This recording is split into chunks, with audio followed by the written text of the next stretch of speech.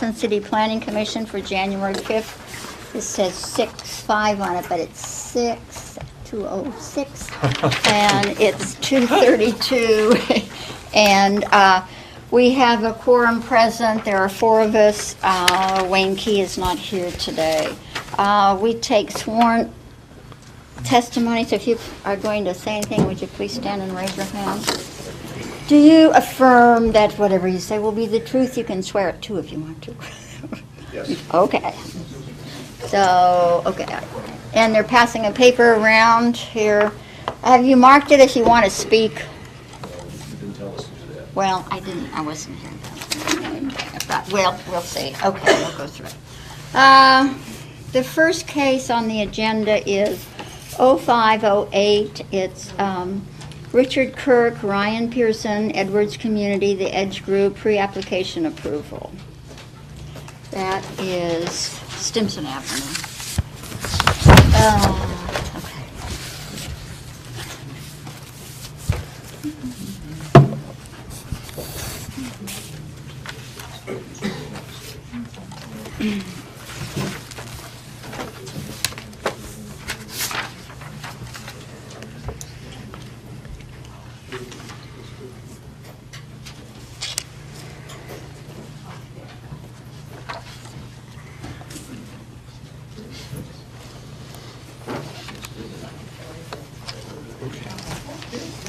Took me a moment to get fired up. Why are you getting fired up? Well, I got the Athens County GIS site up, so Oh. I've got that site on the map thing here, and so we can.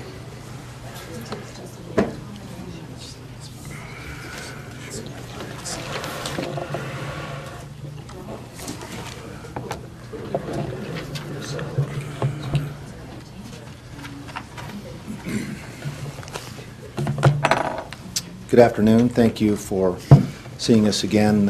I'm Rick Kirk with Edwards Communities in Columbus. Ryan Pearson is here with me as our land planner from the Edge Group in Columbus. We are here for our preliminary development plan today. We have been before you a couple of times and have had numerous meetings with staff in an effort to make a presentation today, and I'd like to go through, if I could, some of the details of our proposal. We have a project that here along Stimson and Palmer. We believe that this student housing project, which is going to be 3-story buildings with 1 4-story building, is one that is very convenient for the location, the proximity to campus. We have on-site management. We will have individual leases. We'll have utility packages available for our residents. We will have full maintenance service for residents, and we will have a parking facility. We will have community facilities that will be for our residents that will include a fitness center, a theater, a business center, a social room, and landscaping that has outdoor spaces, including grills for our residents. Our units are fully furnished. They'll include furnishings for the living room, dining room, kitchen appliances, full-size washer, dryer, high-speed internet access, private bedrooms, private baths, individual heating units and thermostats. The security will include entry locks on all bedrooms, wired smoke detectors, panic alarms in each bedroom and living, and fire-activated sprinkler systems that are monitored privately. We believe that one of the major benefits of this to the city is it will counteract the neighborhood mobilization. It will lessen the demand on single-family homes and neighbors being converted to apartments. We have done a little formula where we believe that every 100 student increase in enrollment that the university has would equate to about 25 single-family conversions. That's based upon 4 students per house. An average enrollment increase of 300 students would equate to 75 conversions per year if options aren't provided to keep up with this demand. We think this is a very important component for you folks here, and we have focused upon that. This site would act as a buffer to the nearest neighborhood, being next to the converted houses, and it will potentially lessen the demand of single-family houses that are already converted. We think this is a logical site for this type of development. The comprehensive plan has recommended a new R4 high-density district in this area. Density, we believe, is a good thing if it's done properly. It would maximize, in this particular case, the utilization of the area and containment of residents. It's essential for urban design and pedestrian-oriented streetscapes, which is our focus, to try and create a pedestrian link to not only the university but the activities that are nearby. It is necessary for a successful development, and it allows a group like us to come in and provide an extra level of quality and detail that will be a good addition to this community. The Mill Street neighborhood will continue to act as a buffer and transition between Ohio University and the Near East Side. Mill Street neighborhood is almost, if not all, student rentals now, will not likely change. So the site's proximity to campus and the retail, recreational is ideal for students moving to Athens. We have relatively small frontage along Stimson, which is where the IGA store exists, which is vacant, and we think that we will be able to begin a redevelopment along the Stimson corridor, which will be a continuation of something that you folks have discussed and would like to get going here in town. We are going to revitalize the neglected site. The site is obviously there with the former IGA. The demand for a neighborhood grocer like that is not there anymore. You have the old Landmark site and the site of our parking garage was an old gas facility, and our ability to come in here and develop this site will renovate those areas. You have vacant retail. Currently you have covered edge to edge with impervious surface. You either have asphalt or buildings. We will actually come in and provide more green space than you have. It's currently surrounded with a 6-foot, one parcel is with a 6-foot chain link fence, which is not typically what you want to do to keep pedestrian access among your neighbors. We believe will drastically improve the Stimson Avenue streetscape. This will act as a gateway to and from the Stimson corridor. We'll orient our architecture and pedestrian walks towards Stimson Avenue, and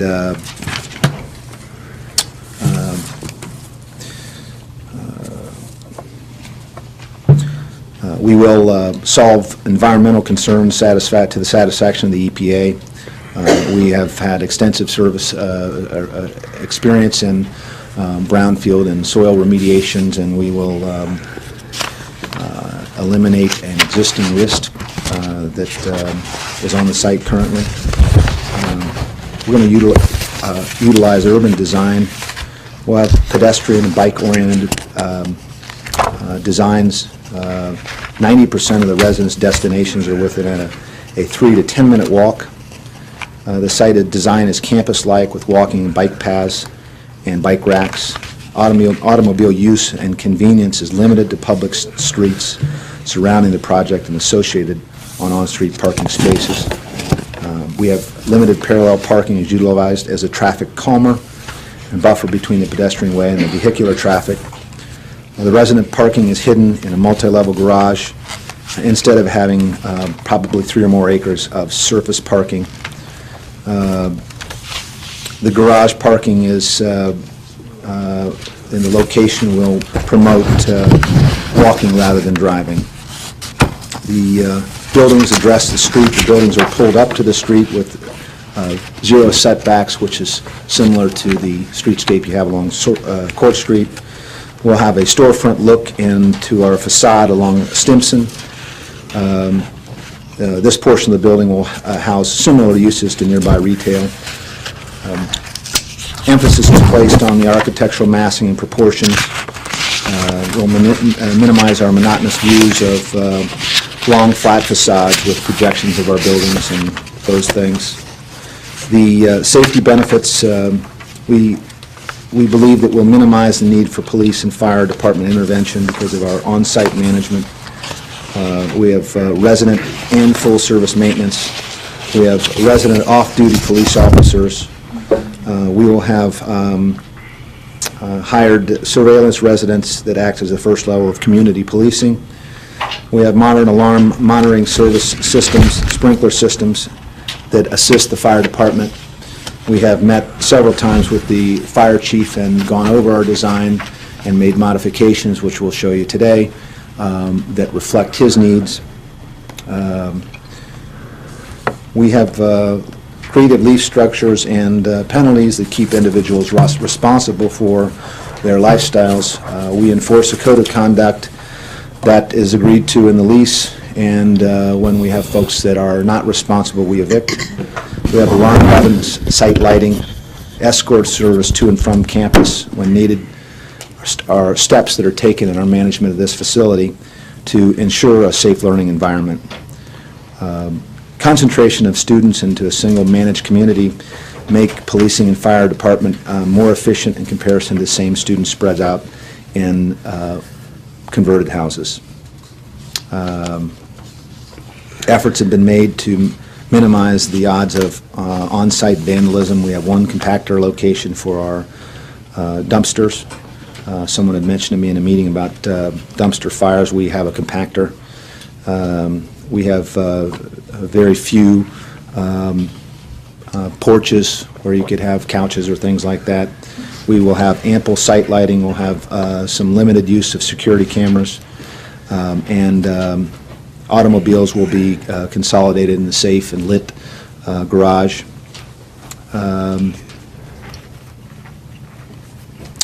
Those are the details of which, and I will walk through some of our illustrations here, but I wanted to go through my written agenda.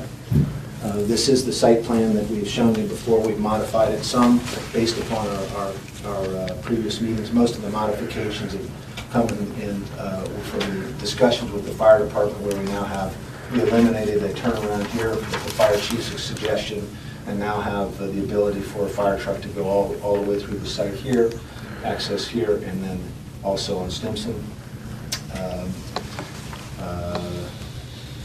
We have shown you a projected elevation of what the building will look like from the street level along Stimson when you dropped into the existing landscape. This is another view back that will show our entry feature or corner feature, which will highlight the corner of our development. This is a plan that shows the street level view of there are a couple of views here that show our parking structure. It is 6 levels above ground. This is along Stimson Avenue, and this is what we would see if we're in a car or actually standing out on Stimson. We think that the concern has been, an obvious concern is about how the parking structure will work within the community, and we think that because of its location set back off, it actually seems to, in this presentation, be, we think, very reasonable. This is another view along Palmer Street, looking back towards Stimson, and you can see with existing housing there, we have the structure behind it. And Ryan, do you have, we have another view that I could pass around, driving in along Stimson, which is from the BP station, that when I spoke with the mayor yesterday, he had mentioned a concern about what the structure would look like when driving into town, and so that was a model that we put together to give the perspective there.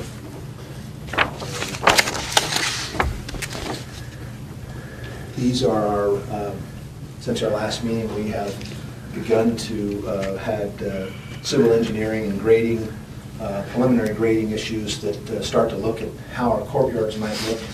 I've shown you in the past some, we feel that the visual amenity is a very important one for a successful community.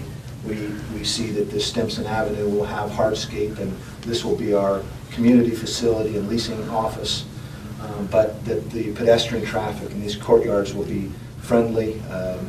We'll have little focal points that make it garden-like, so that as you look out your windows, you look at a friendly space.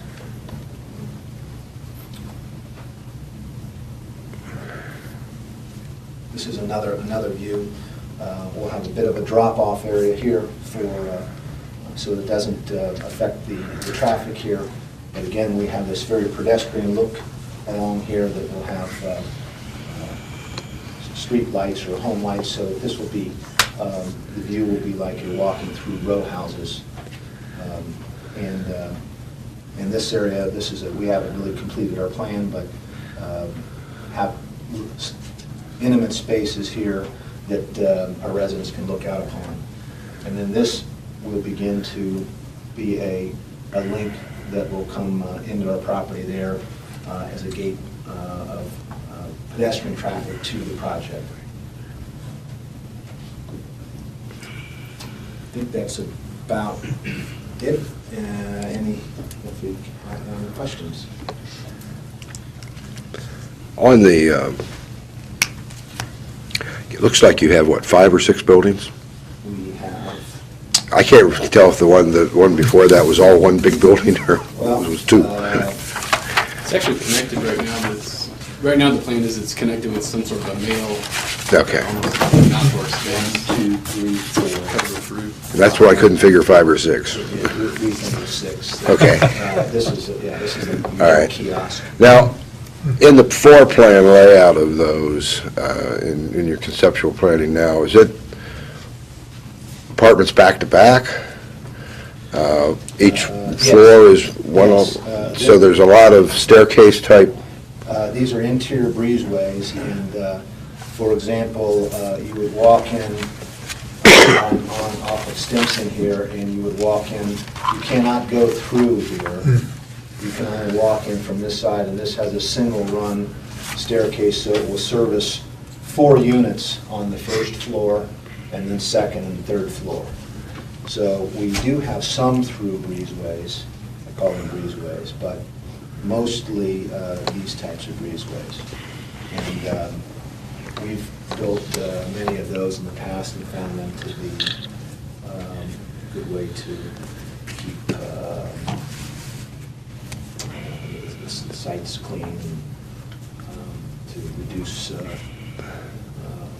parties and things like that. That they're not supposed to be outdoor spaces. They're supposed to be access spaces. Right. Certainly.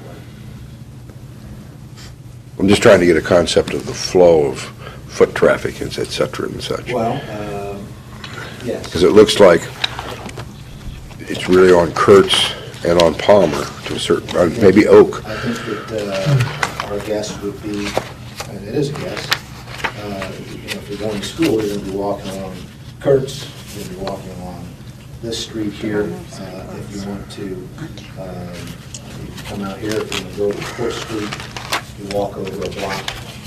So there are several avenues. Park your vehicle, come down this street. There is a pedestrian easement here. So if you came and walked from your car down Palmer.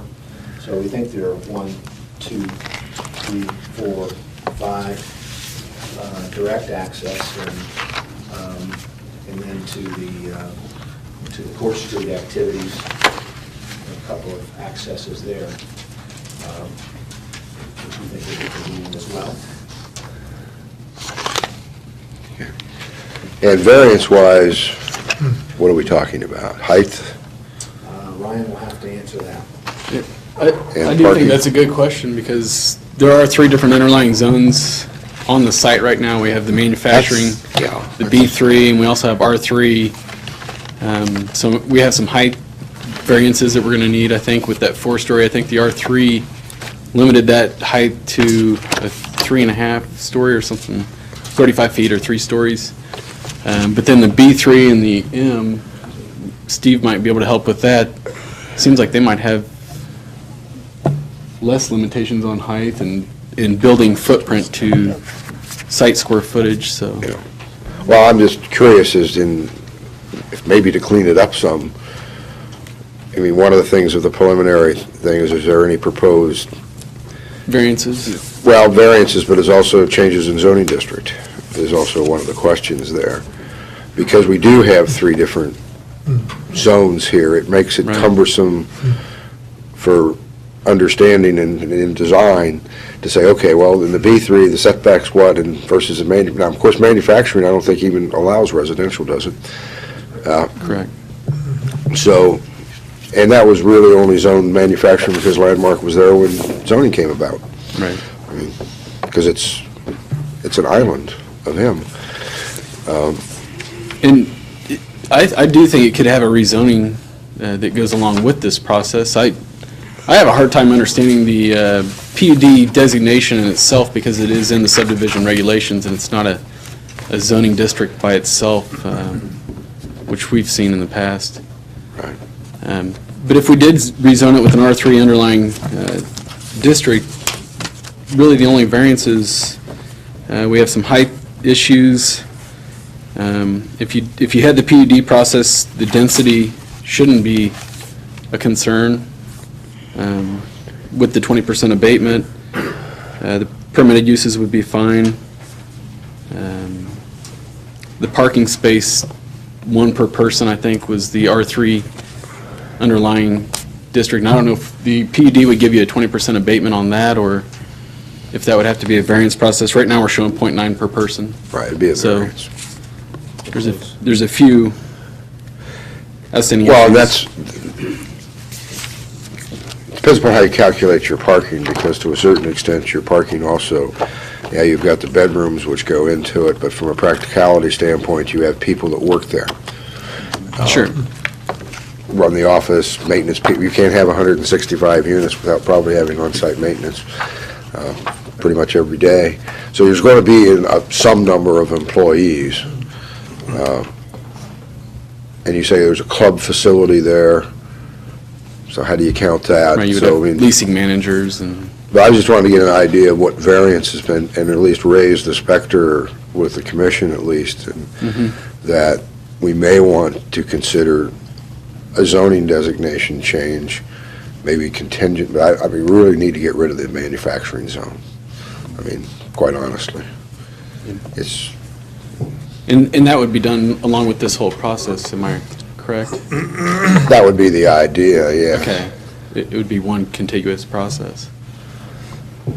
We'd have to have Oh. separate hearings on I it. don't know why. Yeah, that we'd would- have to have separate hearings on a zoning Zoning. designation change, et Oh. cetera, but it might straighten it out a little bit from the standpoint of variances, but it's also just,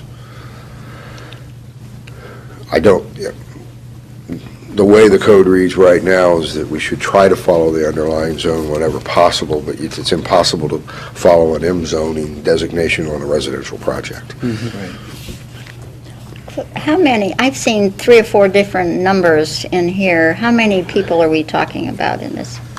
We have 621 bedrooms. That's what this drawing shows, this one right here? Correct. Yes. Because I've seen several other numbers for it. And so you don't meet all the parking, and you're using parking on the street. I don't understand that parallel stuff on the street that you're talking about. Okay.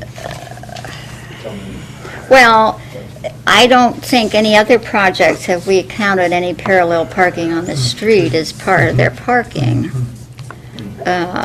That's, I mean, whether or not, I don't know about the setbacks or anything else on there, or the right-of-way or anything else, but in actual fact, Stimson Avenue all along there, I mean, that's not a place where you could count that as your parking, but to my, This area here is partially on our property. well, I'm talking about Stimson Avenue up here. Well, we don't need to put that in there, but we think that it's appropriate for the streetscape, and it's consistent with the design that we have along Court Street, and we have done that successfully in the past, and it is part of establishing the streetscape. We have had success where we actually put in parking meters here, and have had an effort where we had what I call public and private. We could, one of the things we did in the past was to put meters in there, which would be revenue for the city, and from 6 a.m. in the morning until 6 p.m. at night, they're for public use, and then from 6 p.m. to 6 a.m., if we buy a permit from the city, which has been worked out, then someone could use that as well. Well, I have a problem with it because parking is very difficult in Stimson, and you keep talking about a streetscape, and I don't know where this streetscape is coming from, but Stimson Avenue does not lend itself to streetscape, in my feeling of all this little pedestrian walkway and bike paths and little tables and things out. It's an actual feeder to a major bypass and of the city and to highways, and parking has never really on that upper end. They've never really parked on that upper end of Stimson. They park down lower, but it sounds like a traffic nightmare to me, and a dangerous nightmare, traffic. I have the same question about it because it is so close to that complicated intersection. You've got, right now, you've got 4 lanes of traffic feeding into that intersection going in different directions. And I think if you have people pulling out of parking spaces right below it, you'll have a disaster. And I have another problem with counting any of the parking spaces on the street as helping to meet parking requirements, because those parking spaces are already on the street or they're not appropriate. And not just Stimson, but the other, Kurtz, for instance. And the idea of having that parking requirement per bedroom is that if you're going to bring additional people to live there, you need to have additional parking and not just use what was already there. So that's one of my concerns about it. Another concern is you will have some handicap accessible apartments, right? You said Yes. last time we talked about this that there, Yes. and they need to have accessible parking.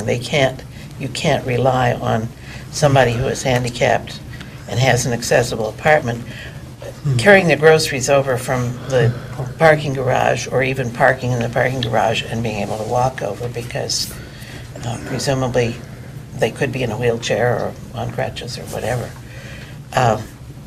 So it seems to me that if you haven't already decided where the handicap apartments will be, you need to do that, and you need to provide basically front door parking for them. Would you like to have me address that? Sure. Yeah, the answer is all first-floor garden apartments will be handicap adaptable, all of them. So this site plan may not be, it may not illustrate that, but in fact, what you'll be able to do is to go from the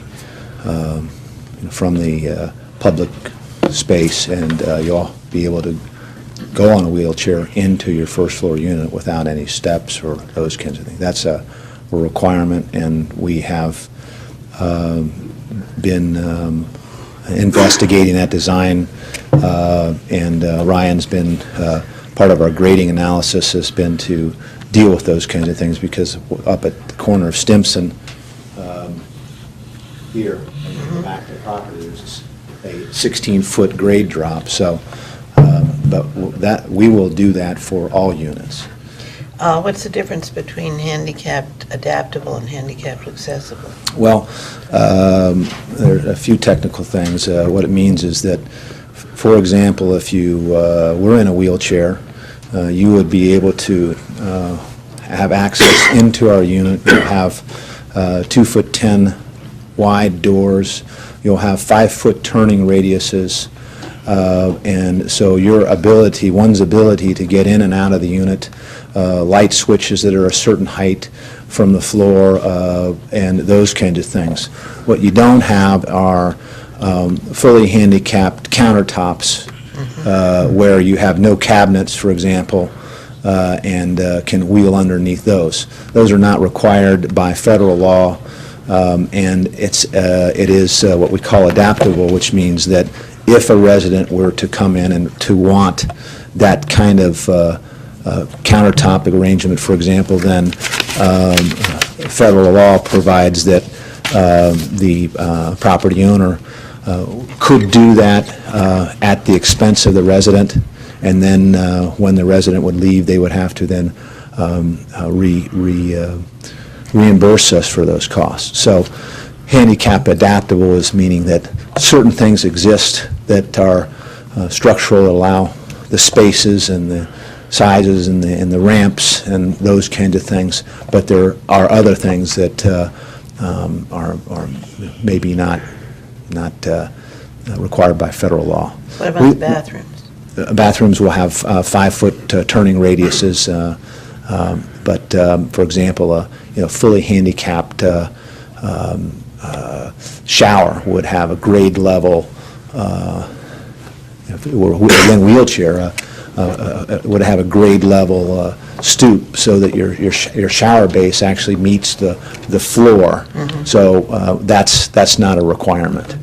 The other thing that we commonly go over is we all think of, well, sometimes we think of handicapped folks as people in wheelchairs, but there really are many different kinds. There's visual handicaps. So the stairs that we have a certain type of riser design that allows someone, if they're visually impaired, to have be able to walk up the stairs, and they have toe kicks and things like that. So levered doors and door handles. So those are a handful of things, but we are, I'm somewhat versed in it, but our architect and Ryan is well versed in it and will meet all those requirements. We've had, I think I mentioned before, we manage and own several thousand apartments and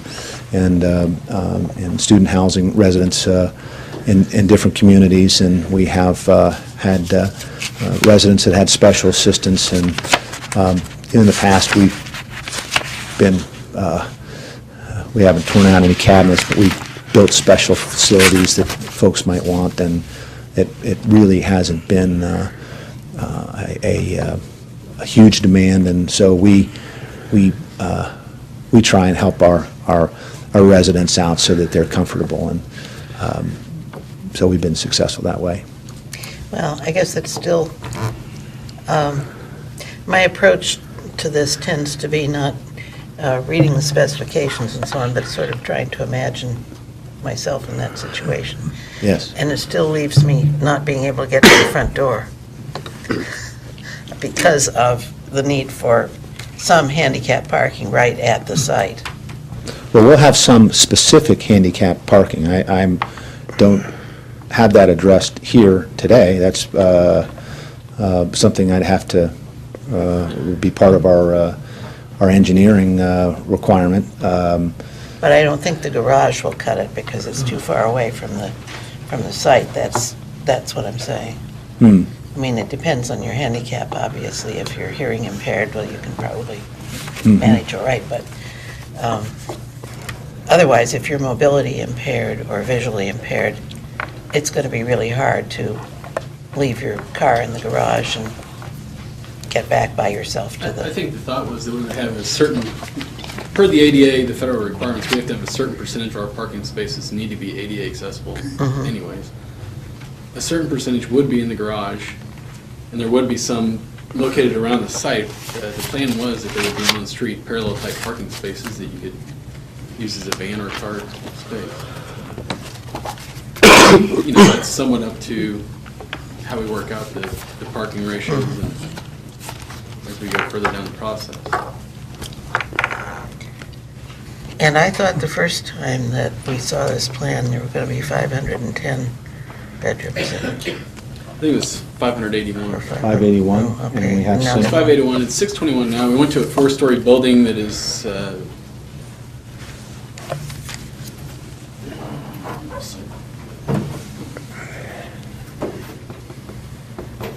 we actually ended up going to a 4-story type building here mainly because of grade issues. Mhm.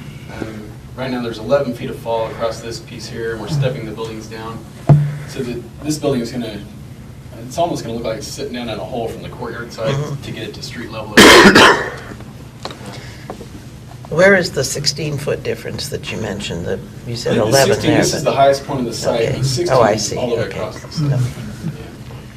But the majority of it happens right there. And this- So that would be the 4-story building in the upper left-hand corner? Just and then- this one right here. This one would Okay. be 3-story at the streetscape, and Okay, actually this corner would be sitting down a little bit lower than street grade. okay. Take up That's some the way it looked from the Picture. picture, yeah. And then the others would all be 3-story. Yes. What do you have on Stimson for business all along Stimson? I only see a little corner of it there, business. I assume that red brick is red color. That's That's correct. where you're This talking section about? right here would be the leasing Well, offices. but we're talking about sleeping units on street level. here, Yeah. What are those? sleeping units. Well, I thought that was zone, we don't have sleeping units on that level there. Business, don't we? is an IGA. Well, I know, but if you're going to put something in the same thing, so you would have to ask to have the variance on that then. Right. If you don't put the grocery store in that I think you should put in. And that's the question, I think, through our dealings with staff is, how do we go about doing this with that PUD overlay? Can you overlay it on top of 3 different zones, or do you need to rezone? I don't know that it's ever been handled quite like this, with 3 zones. I haven't seen one. Does anybody else have a question? Yeah. Back to my, I guess the same one I raised a couple weeks ago was, where is the pedestrian access, I guess, to the parking garage from the apartment complex? And then, is there any potential of not having all those cars on Hawking Street? The garage access is here on Hawking Street. Right. So that's our entry. We do not have a vehicular easement here. We do not own this property. Right. And we are, this property we're acquiring through a ground lease with the Hocking Valley Bank, and they have a pedestrian easement along here. So we will, that's part of our purchase. So this will be the pedestrian link here, the direct link to our property.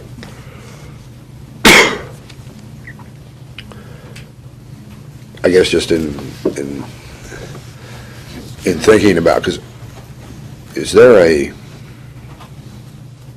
was thinking there was a gate back there at the end of Hawking Street between there and the post office parking lot? There is, that's correct. But I don't know who owns that property, but Well, I do know that there's not a right-of-way that goes through. I know there's the not post a office, right-of-way and, now. That is, I'm just, right. I'm concerned about the traffic parking, because people are going to, I'm assuming, fill up the garage pretty well if you've got 621 apartment, or bedrooms. That's Lisa. 165 units, I guess. They will have to go out for some groceries, some different things. I mean, there's going to be flow of traffic, and to put it all onto Hocking Street is a concern to me because it was never designed for that many vehicles. And I think that's probably why part of the gate is there, is to keep people from the post office and their employees from going out that way, as much as people cutting through their parking lot to get to somewhere else. And I don't have a solution for that, but I mean, I would like to see at least some attempts be made with adjacent property owners or whomever to try to figure an alternative way. Because one vehicular accident on Hocking Street and 500-plus cars are trapped until it gets cleared up, and let alone move in week or a few days. It's problematic in my mind. I think you're at preliminary approval, but I think that we need to really look at what are our options there. We can investigate that.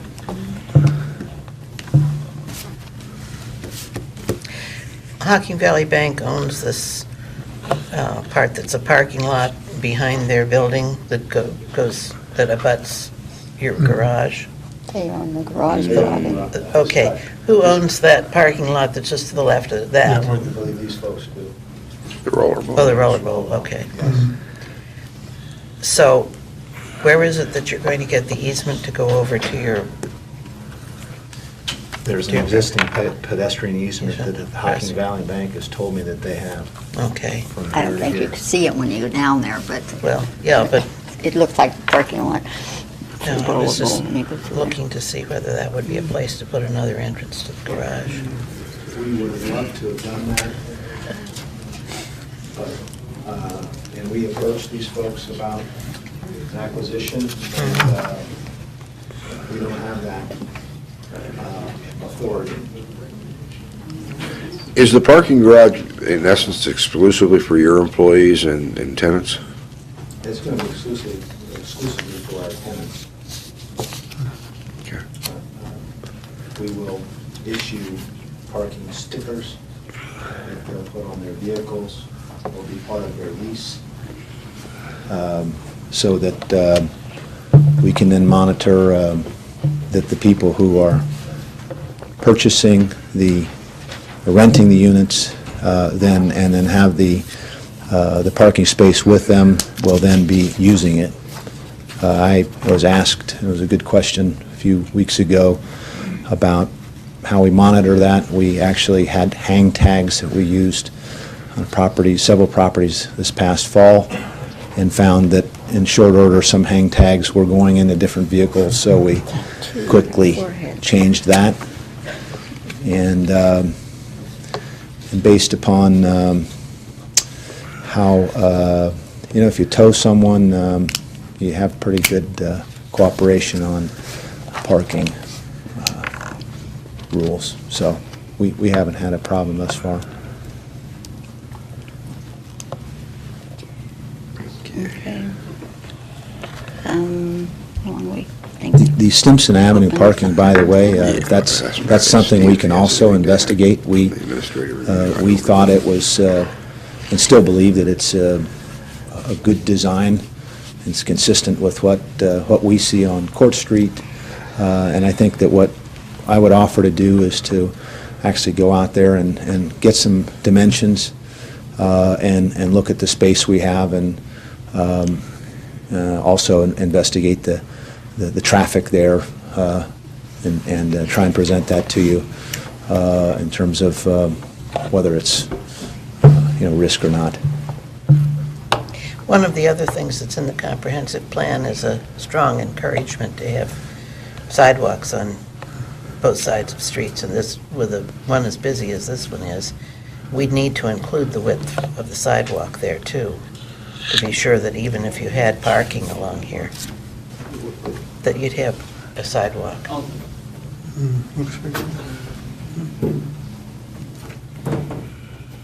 Really, we're using the parallel parking, we were hoping to use it for parking for the development, but also, the parallel parking, right now we have, basically this is a plaza out in front of the building, so it'd be hardscape from the building to the curb. Then there's a sidewalk parallel parking, sidewalk, green space, building. The parallel parking actually, it acts as a traffic calming device.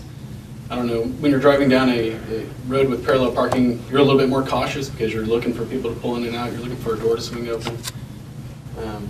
But it also provides a little bit of a buffer to the people walking on the sidewalk. It is a fairly busy, it's a busy. fairly busy street. It's wide, it's a very wide street. And just having the cars in there, it actually helps as a piece or an element to the streetscape. See, you could actually, and like Rick was saying, it's a little bit more like the Court Street. You'd have some parallel parking, a nice sidewalk 6 feet wide in the building. But it's definitely not intended for bicycle use. I think bicycles should remain off sidewalks. Yeah, but the sidewalk would go all the way up to the corner then. Sure. Yeah. It would connect all the way across the frontage. And around the side too? I can't see in that picture. Yes. On Kurt Yes. Street, Kern, Kern Street, yeah. Sure, we have sidewalks. all the way around.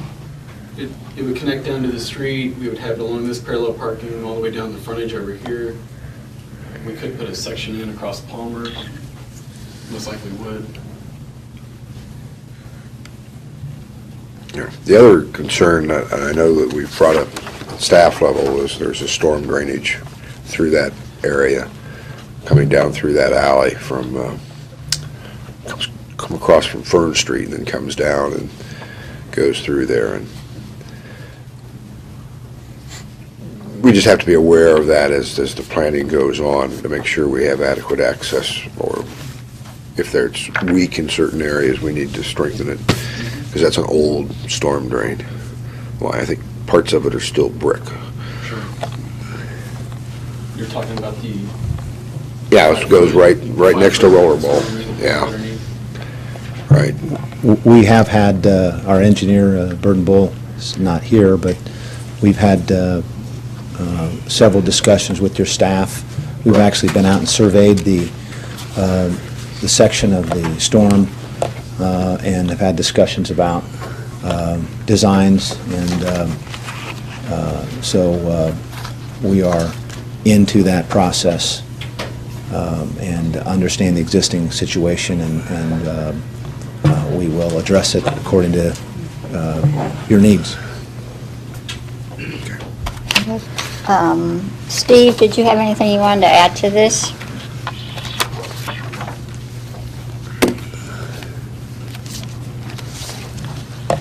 Thank you. You can sit down, we'll get you if we need you. Okay.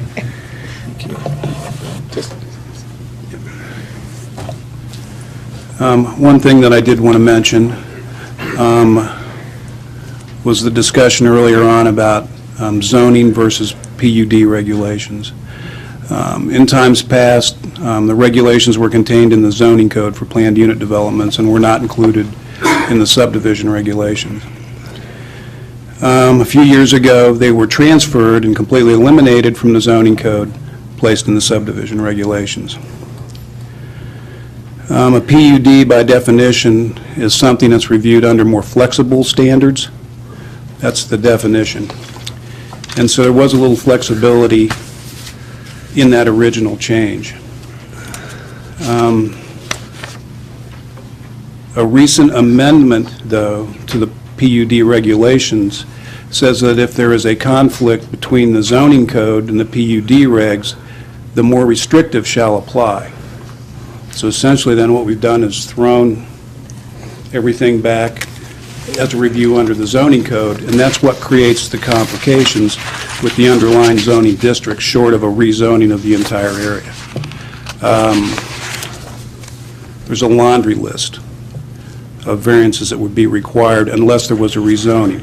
If it was rezoned to R3, it wouldn't eliminate every variance that was required, but it would reduce that number. The mayor and I have had some early discussions with the law director. I actually have a draft document to present to the law director about how do we handle this seeming conflict with the wording, the more restrictive regulations shall apply.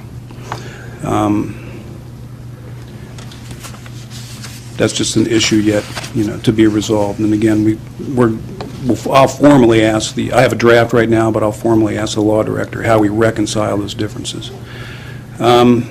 It does create a problem with residential in a manufacturing zone. It creates problems with heights of buildings. Another associated issue then would be the property that is not contiguous to the project, to the Landmark and Bob's IGA site. How do you handle essentially the detached area or non-contiguous area where the parking garage is located? Would that come under the purview of the Board of Zoning Appeals because it is separate, or can it be considered with the planned unit development? Because the definition of PUD is a tract of land, seems to be stated in the singular, or an area of land. That's another part of that might be a little more flexible way to look at it. Is an area several different sites, or is it one contiguous site? That's another question that I have posed to the law director, because it could be that he might say, if the more restrictive applies, like the language seems to say, and you would consider that non-contiguous property to not be part of a planned unit development, then all the parking review goes to the Board of Zoning Appeals. That's a question yet to be answered. Another thing that you talked about, on-street parking, there has never been an inclusion of parking on public areas to be included with a project, unless there was some exception. If you remember Westfield Place, there are some pocket parking areas on the right-of-way that the commission reviewed and approved. So it's not something that's not been reviewed before. It's just something that normally has a little additional information required. And I think it could relate to, Ms. Cohn, to where you talked about handicap parking, because those spaces, if you wanted something closer, could be accommodated actually in the public right-of-way. There's always the opportunity for the Service Safety Director to attach handicap parking designation to some spots on the street. Of course, those are first come, first serve. You have a hang tag, you get to use them. It wouldn't necessarily be reserved for the resident. But it's another way to address that, that closeness with parking concern.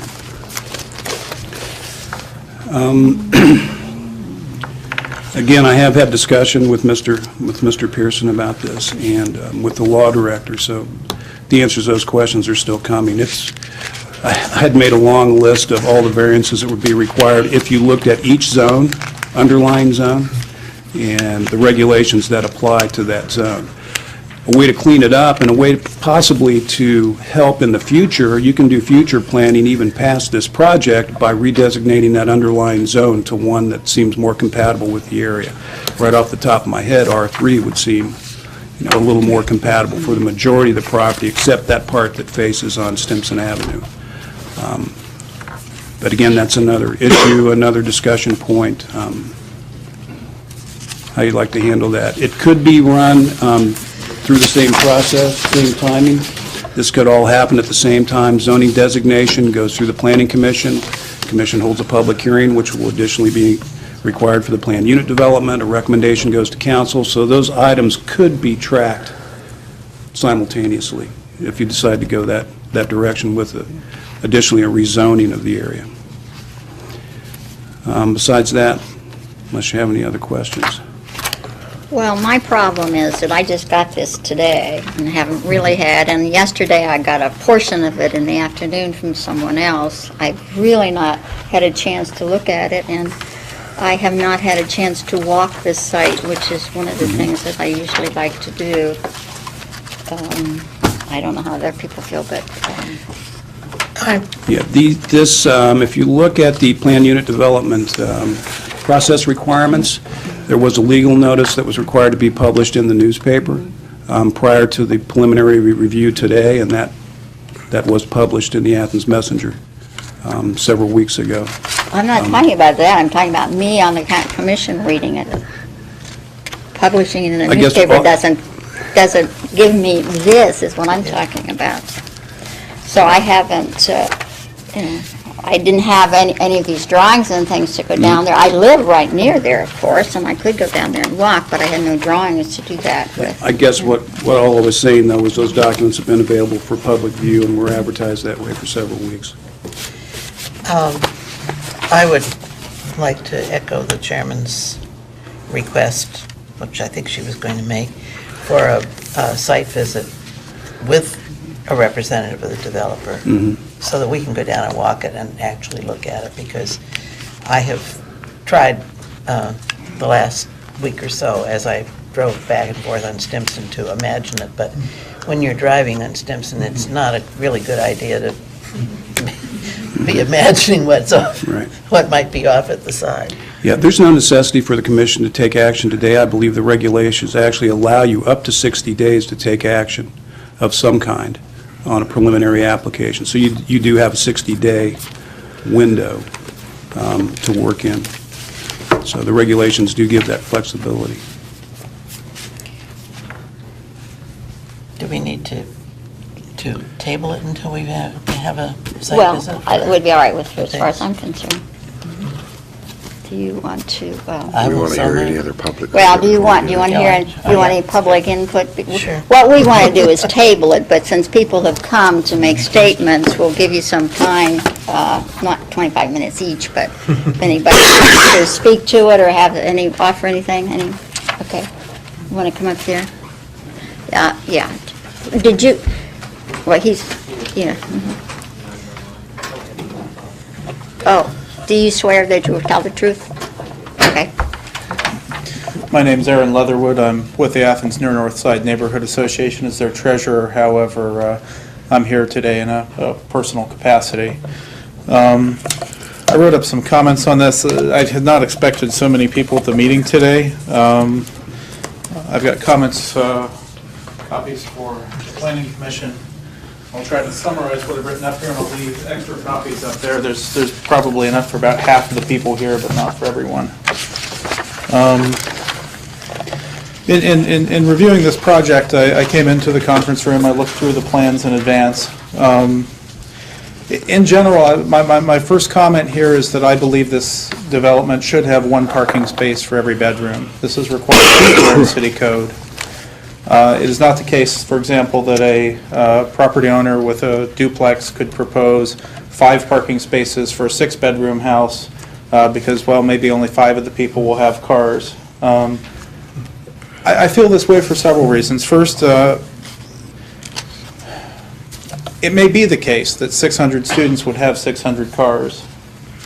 The second reason is that, well, some of the spaces will be used for handicap spaces, and maybe not all of the, maybe we will in all likelihood have more handicapped spaces than we will have handicapped residents.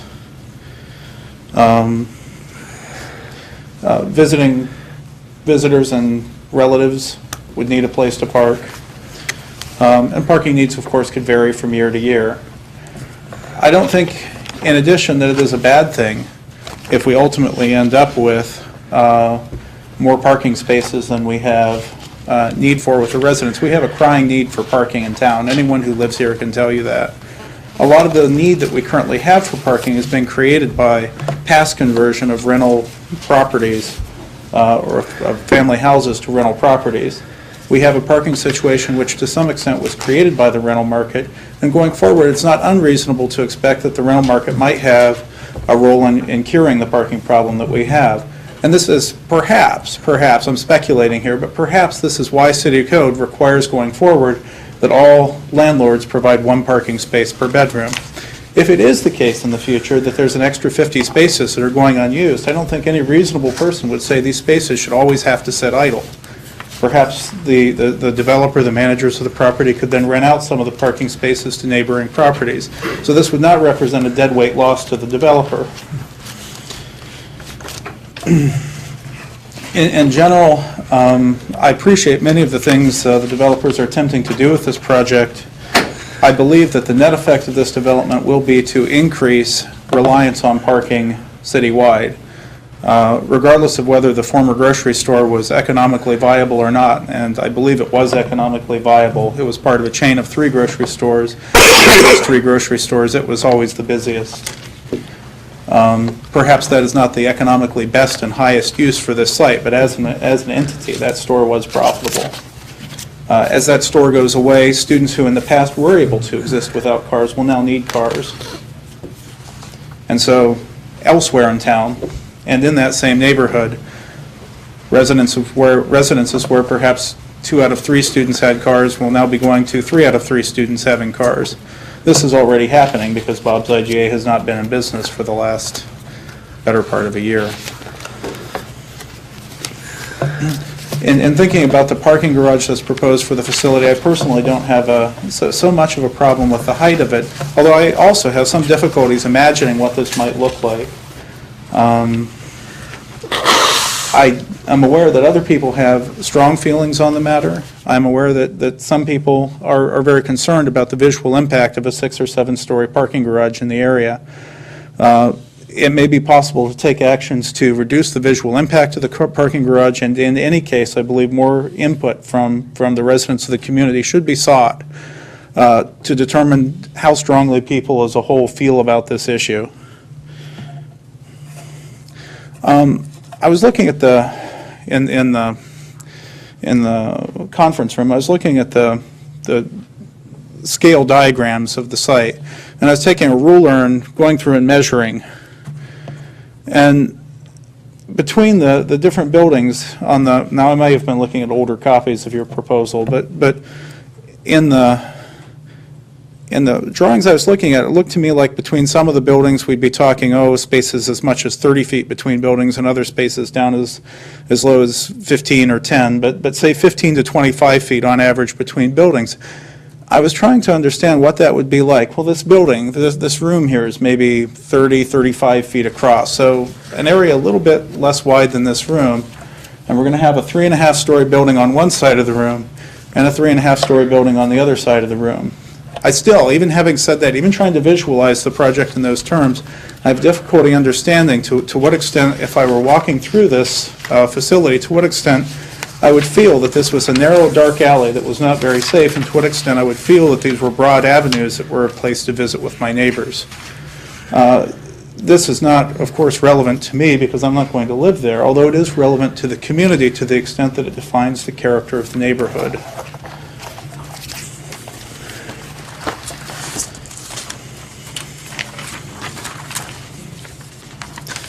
In general, I favor high-density projects. I am aware of the developer's argument that higher density housing, Athens is not getting any bigger.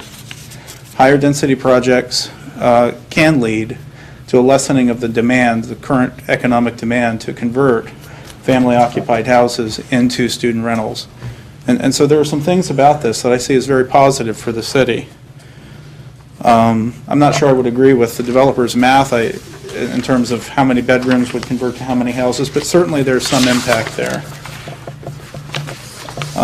In closing, I would say that while I believe that this project has the ability to have a positive impact on Athens, I would request that the project as is not receive preliminary approval.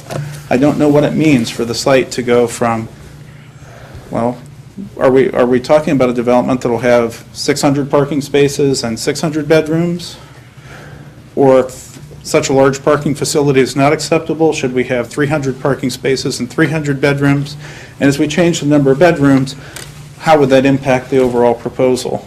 That is unclear to me, and it's sufficiently unclear to me that I believe that the proposal needs to be reworked and resubmitted. I appreciate your time. I thank you for listening to me. Somebody, one of you, I don't know who was first. You're going to let ladies before gentlemen, or? You decide, not me. Arm wrestle.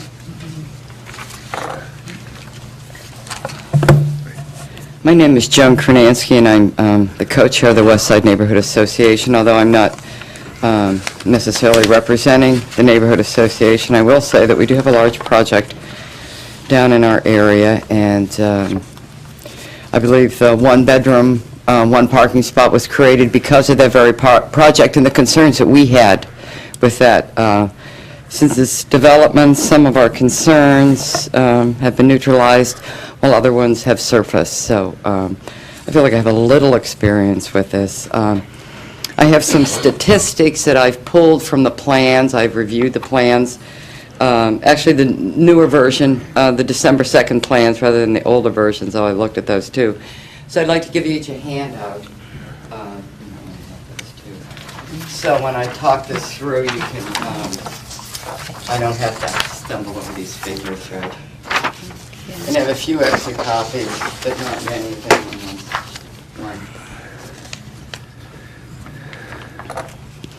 I would like to say overall, it's a striking project. The drawings that I looked at for the other three projects in Toledo and Kentucky and Eastern Michigan were striking. The design is lovely, right? The size is what concerns me. And so what I'd like to discuss are three issues that were presented in the proposed plans that I feel are not in the best interest of the Athens environment and its residents. And those issues are density, parking, and automobile usage. Number one. In comparing the density of the proposed Athens development, what was referred to as the landmark collegiate residence, with three other student residency sites developed by the same firm, becomes apparent that the Athens project has the highest density factor. From the information provided in the Edge Group's proposal, I drew a comparison table of acreage, units, and units per acreage of the three developed projects and then the Athens proposed project, okay? So that was the project developed at the University of Kentucky, one at the University of Toledo, one at Eastern Michigan University in Michigan, and then the Ohio project. So in terms of acreage, University of Kentucky, they have 1,300.5 acres, 332 units, and 24.6 units per acreage. I could read all of this, but I think if you look at the figures, you see that under the circumstances, what we have here is an incredible amount of density in this project in Athens, as though they've just like squeezed in as many students as they could squeeze in. And I know that they have this plan to supervise and contain any unruly activity, but you know, to have proved that in a situation where you have only 23.8 units per acre, which is in Eastern Michigan, as opposed to what we're going to have in Athens, which is 37 units per acre, we've got a lot more people to deal with. So this plan may have been successful in units where the density wasn't quite as great, but I don't know that they can have a proven track record with what we're dealing with now. Also, some of the amenities, because of the larger space that was available in the other projects, are far greater than what we're going to have here in our project, right? So I don't think we should get short-sighted when it comes to the kind of housing project that we're going to have for the students. The other interesting point in terms of comparing the four projects was the Athens development will be comprised of 3 and 4 bedroom units only, and that is 24% or 39 units will contain three bedrooms, but 76% or 126 units are containing 4 bedrooms. The other 3 student residency projects include 1, 2 bedroom units, along with 3 and 4. So not only are we packing them in space-wise in terms of land, geography, we are also packing them in the units. We have no 1 and 2 bedroom units. So I found this to be pretty disconcerting in terms of the students. And I agree that this site needs to be returned to some kind of use. You know, it's been an eyesore for a year plus. But not with a development that will purposely pack students into an area of the city that is already packed with students, and an area of the city that has in the past few years had several violent incidents. So I think we really need to consider that. Number 2, parking garage. I am totally opposed to a parking garage that is higher than 3.5 story limit. I'm opposed to the prospects of such a large structure taking over the visual landscape of not only Stimson Avenue, but the surrounding neighborhoods. Remember, we're talking the east side, which is a flat plain. I live on Mound Street. We're on a hill. This is immaterial to me up there. But in the East End neighborhoods, it's not immaterial. Such a structure will not provide for, and I quote from the code, city code, integrated and harmonious design of buildings as required under section 23.06.03, which is part of the code that speaks to the Athens City Planning Commission. And number 3, the developer claims that they will minimize the use and the importance of the automobile, but by not reestablishing a shopping area, particularly a well-stocked grocery store near or adjacent to this residency, this claim is merely an empty claim, because we all know to get to East State Street, you need a car. And why are you going to East State Street? To buy groceries. You're going to Walmart, Aldi's, Kroger's. So anyways, I think this is really an empty claim that they threw into the proposal, and I believe that upset me the most of all the situations here. Now, one of my recommendations, what I'm really recommending is that you table this. Obviously, you're going to table it for your own reasons. But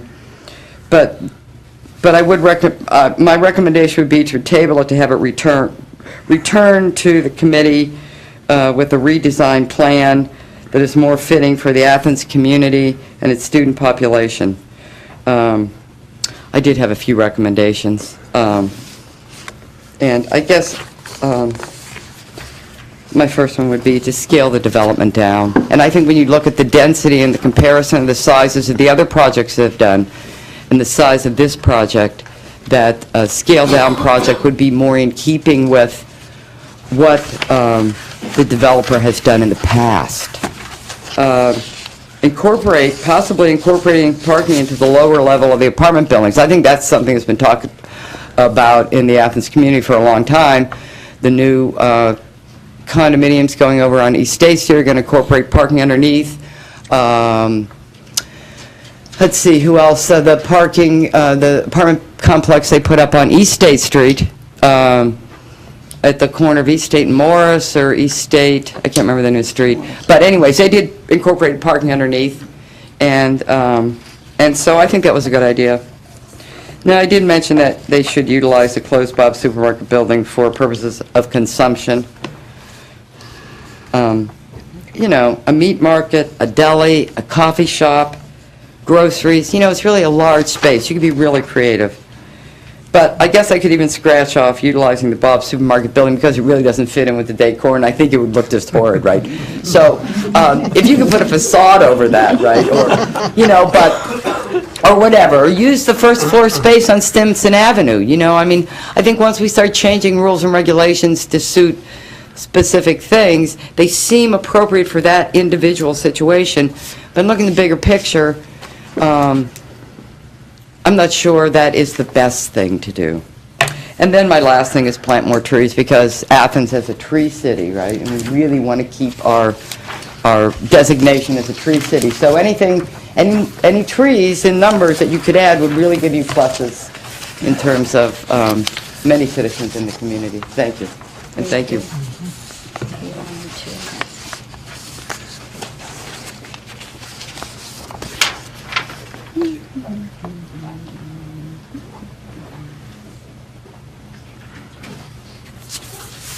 Hi, my name is Milt Greek. I'm a West Side resident.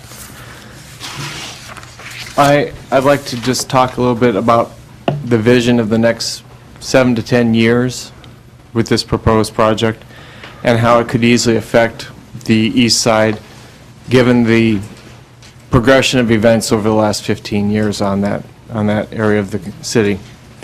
We've had an expansion of student housing into the Mill Street area, turning into what is termed rather, unfortunately, a student ghetto. There's a constant concern by long-term residents about noise, trash, traffic, and the occasional and growing frequently riot or couch burning. This is being caused because young kids like to drink, get together in crowds, and they rebel, just as I did, and just as most of us in this room probably did. I love young kids. I'm a stepfather, and I'm very close to them. I've got no problem with young kids, and I'm glad they're in our community. I'm concerned that if we go ahead with this project, and let's talk about the next 7 to 10 years. We go ahead with this project, we have condos being set up on the other side of East State. We have an infiltration of almost entire student housing in the Mill Street area. With the condos on the corner of Madison and this project, there would be an incentive, driving force, given the progression of events of the last 15 years, for East State Street, from the point of this project to those condos, to all go rentals. From that point, it'd be very easy for all rentals to move through the Near East Side, surround the East Elementary School, and be in a line between the post office and the corresponding spot on East State. Given the progression of events of the last 15 years, I don't think this is an unrealistic possibility. Also, given the progression of events with neighborhood groceries and so forth, in putting in 600 more residents into this area, and the possible closing of East State Street realtors, or retailers, which is a possibility given the corporate direction that is taken, it's very likely that a grocery store would be needed in that neighborhood once again. And as has been said, that grocery store was profitable. And I know a number of people who shop there regularly. So I feel that simply saying a grocery store there is not applicable or no longer valuable, I think is a definite misconception. You're being asked, the Planning Commission and the Zoning Board and so forth are being asked to bend over backwards for a very important project that's going to impact us for decades to come. And I would advise you, if I could, with this one statement. If you're willing to purchase a home next to this project and live there and pass that home on to your children, then approve this preliminary application. But if you're not willing to purchase and live in a home, consider how many Athens residents would be willing to do that. Thank you. Thank you.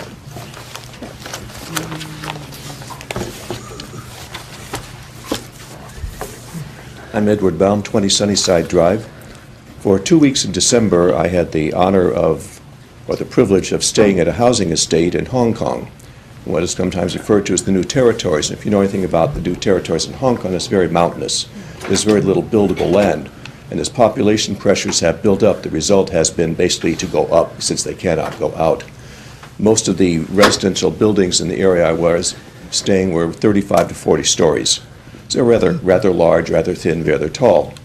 The first speaker of the public commenters commented that there's no growing of land in Athens, short of filling in the river somehow and building on that, which means that one of the population pressures in Athens has resulted in the student population from going out. The only alternative to that, of course, is going up. 4 or 5 years ago, City Council had suggested to the Planning Commission that you consider the Mill Street area as a high-density area. Planning Commission at that time did not decide to move on that, and we kept the present 1, 2, 3 residential areas. The comprehensive plan now again talks about a high-density area. And it seems appropriate that if we are to protect our neighborhoods in any way, we'll have to eventually go to a high-density area in the Mill Street area. If you do not want to do that, then this particular project does not fit, because it requires high density, and particularly the parking garage, which is 6 or 7 stories. I'm not sure exactly how tall it is. But a parking garage requires a high-density area which allows the height of all buildings to go up. Otherwise, no matter where you are, it's going to be sitting there. So if the Planning Commission begins to think that maybe a high-density area in this comprehensive plan projection makes sense, then this project makes sense. If you decide that the high-density area does not make sense for Athens, then the project itself does not make sense. And that requires, at least in my thinking, your consideration of your long-term views over the concept of a high-density area.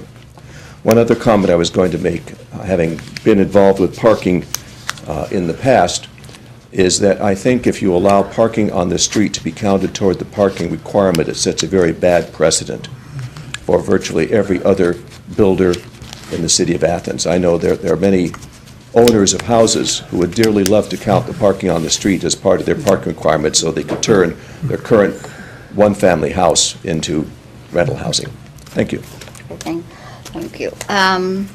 I think that we are going to have to move on now, so we should settle this. But before I go on, everybody in the comments and the developer and everybody keeps talking about the Athens comprehensive plan, and I don't know what comprehensive plan they're talking about, because the comprehensive plan on which we are now operating is the one that was revised in, what, 91? The comprehensive plan that is in the works now is not the plan because hasn't been approved yet. So be careful about which plan you're talking about and where you're operating, and from where you're operating. Okay? Okay, I move that we table the preliminary approval of this plan until we've had a site visit, and that we schedule a site visit as soon as possible with the developer and somebody representing the developer. Second, is there any discussion? All in favor say aye. Aye. Okay, that's what we're going to do. This will be tabled, and we'll have to set up an appointment for this. Next case is 0509, Mr. Dowdy, Campus Edge, pre-application approval meeting. Dowdy, where's Mr. Dowdy? He's there. There he is.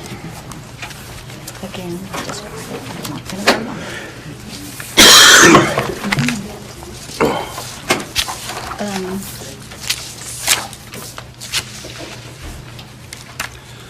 Good afternoon. My name is Thomas Dowdy. I represent Milestone Development. Certainly would like to thank Ms. Presley, the Planning Commission. Hope you all had nice holidays. I'm here today asking for preliminary plan approval. On December 1st, we came before the Planning Commission with a pre-application meeting, and at that point in time, we expressed what we had available and had made available to the Planning Commission. The plan that we are asking to be approved at one time was approved in April of 2004. We did have changes on that plan, and the changes was merely to take the clubhouse from Dairy Lane and move it up to the top of the entrance coming in from Richland Avenue and move two residential buildings to the Dairy Lane section where the tennis courts and the clubhouse was located. Other than that, I think we're about 95%, as far as I know, the same. Paul, do you have diagrams and plans and stuff available, please?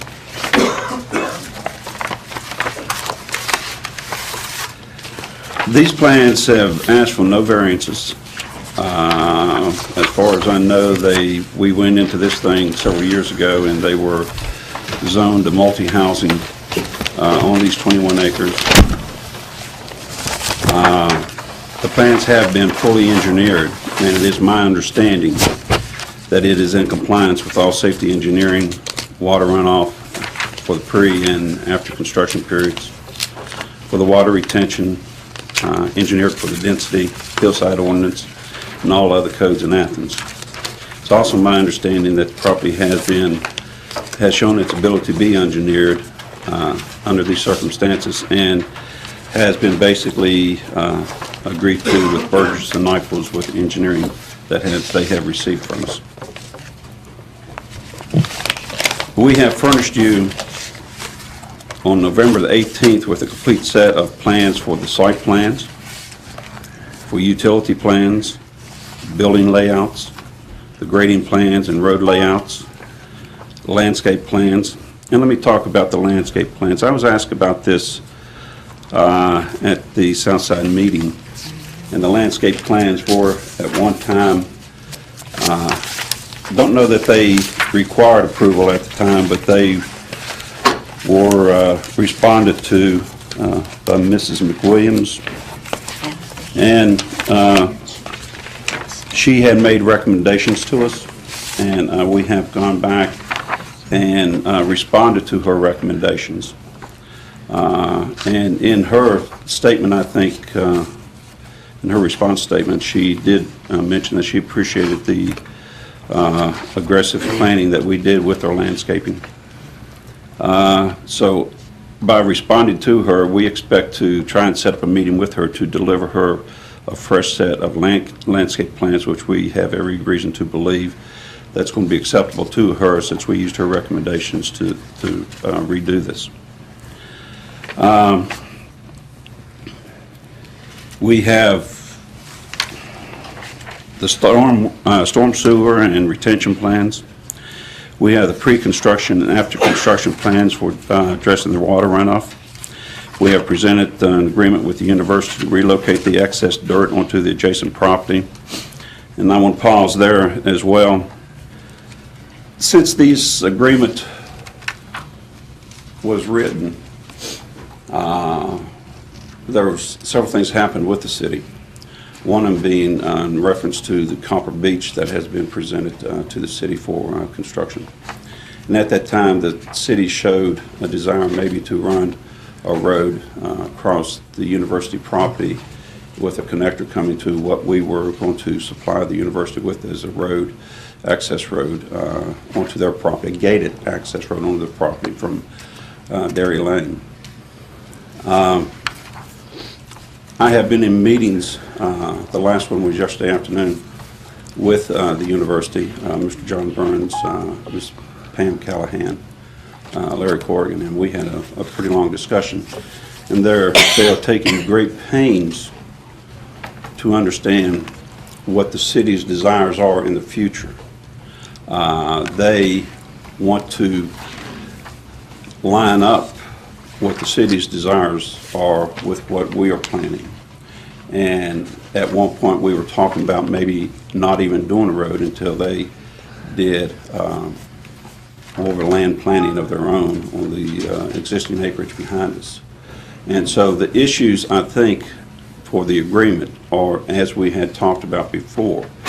But before they are ready to sign off on any agreement, they want to make sure that they are in agreement with the city, and their intention is to, and they're taking great pains to do this, and their intention is to develop a win-win-win situation for everyone concerned, and not waste time, money, and effort placing dirt or roadways where they are not needed. And so we're going through that as we speak, and we're still reviewing everything, but what we understand is that it's more concerned of meeting the needs that the city foresees for the future.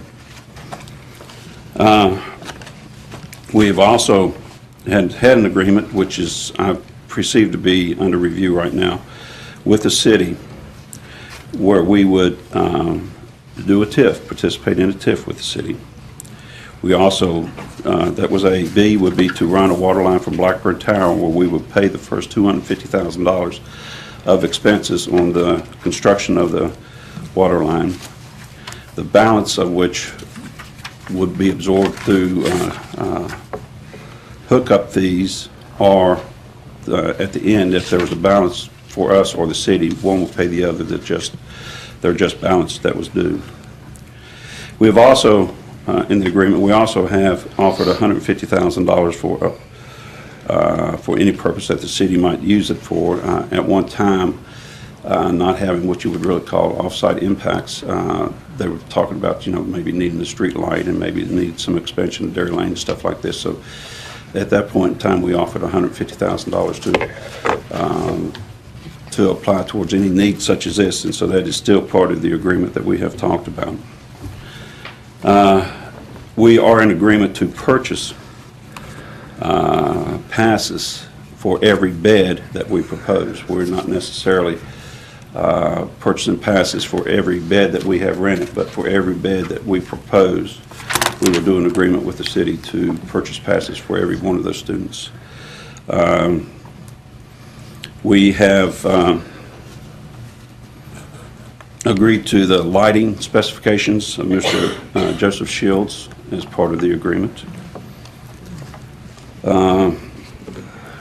We have provided a density schedule and a comparison of density schedules for your review, because we realize that is very a hot button for several people, and I can understand that.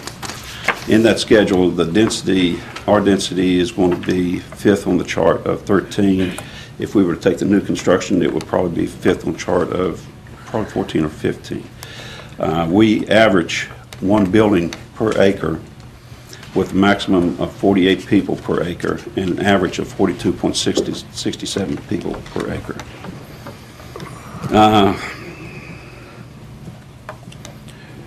We have provided renderings of our buildings, the clubhouse, the interior, the exteriors. We have provided the archaeological history showing the excavation of remains and mounds. The reports that we have also in the file that we have given to the city on November 18th, we also have all slope stability reports. There are several of those, so the soil conditions and such has been gone through fairly well, real thoroughly. We have foundation recommendations as part of it, borings of all foundations of buildings, retaining walls, water lines, roadways, path of the water lines and such. We have provided environmentals. We have provided hydraulic studies. We have provided calculation of critical storm. We have provided calculations of culvert sizing. We have provided traffic impact studies, of which there's one additional impact study that we do not have in there that I was informed that the city, that the state of Ohio has done since 33 has opened up. And it shows the effect of 33 on Richland Avenue.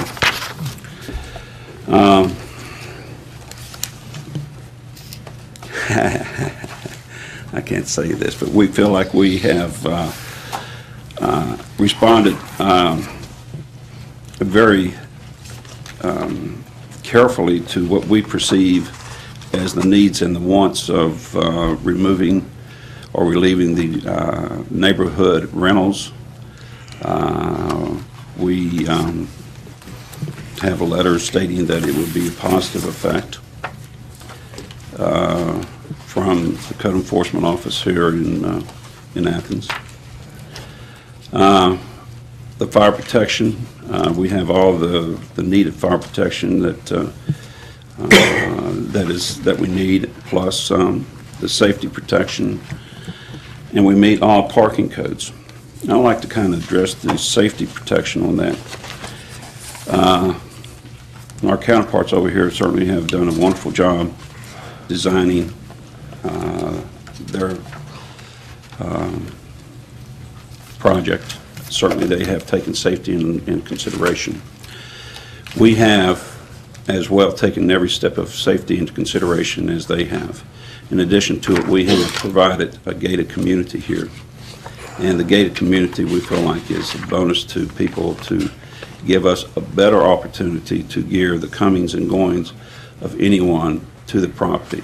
And at that point in time, it also, it kind of puts a bite in our policy of making residents responsible. If somebody comes in to visit, whether it be to party or anything, and there's destruction, we have a record of it through the gate with pictures.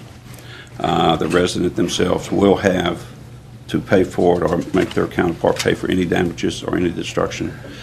We can trace things back as who is there and who may have been the problem. And so being a gated community, that's just a small part of being a gated community, but it gives us such control. You don't have the traffic back and forth across the parking lots of people wandering through and things like this. A gated community, in our opinion, is just is a great thing.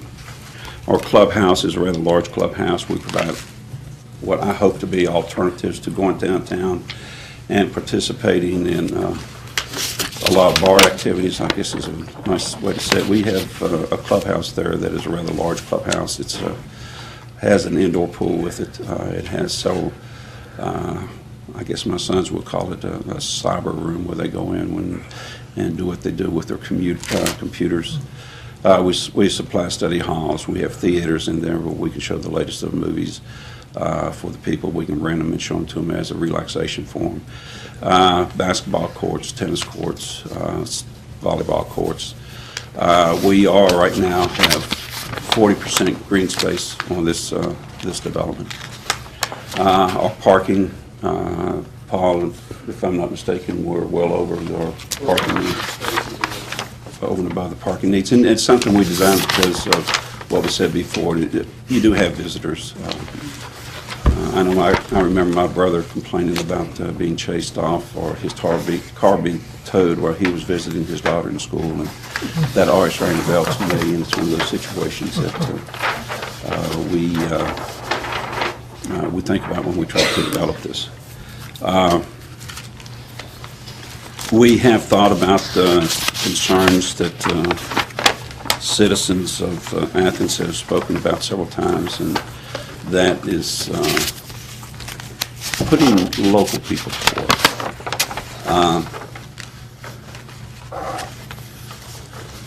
I'm speaking with and have great hopes of using Wallach Construction out of Columbus to do the construction.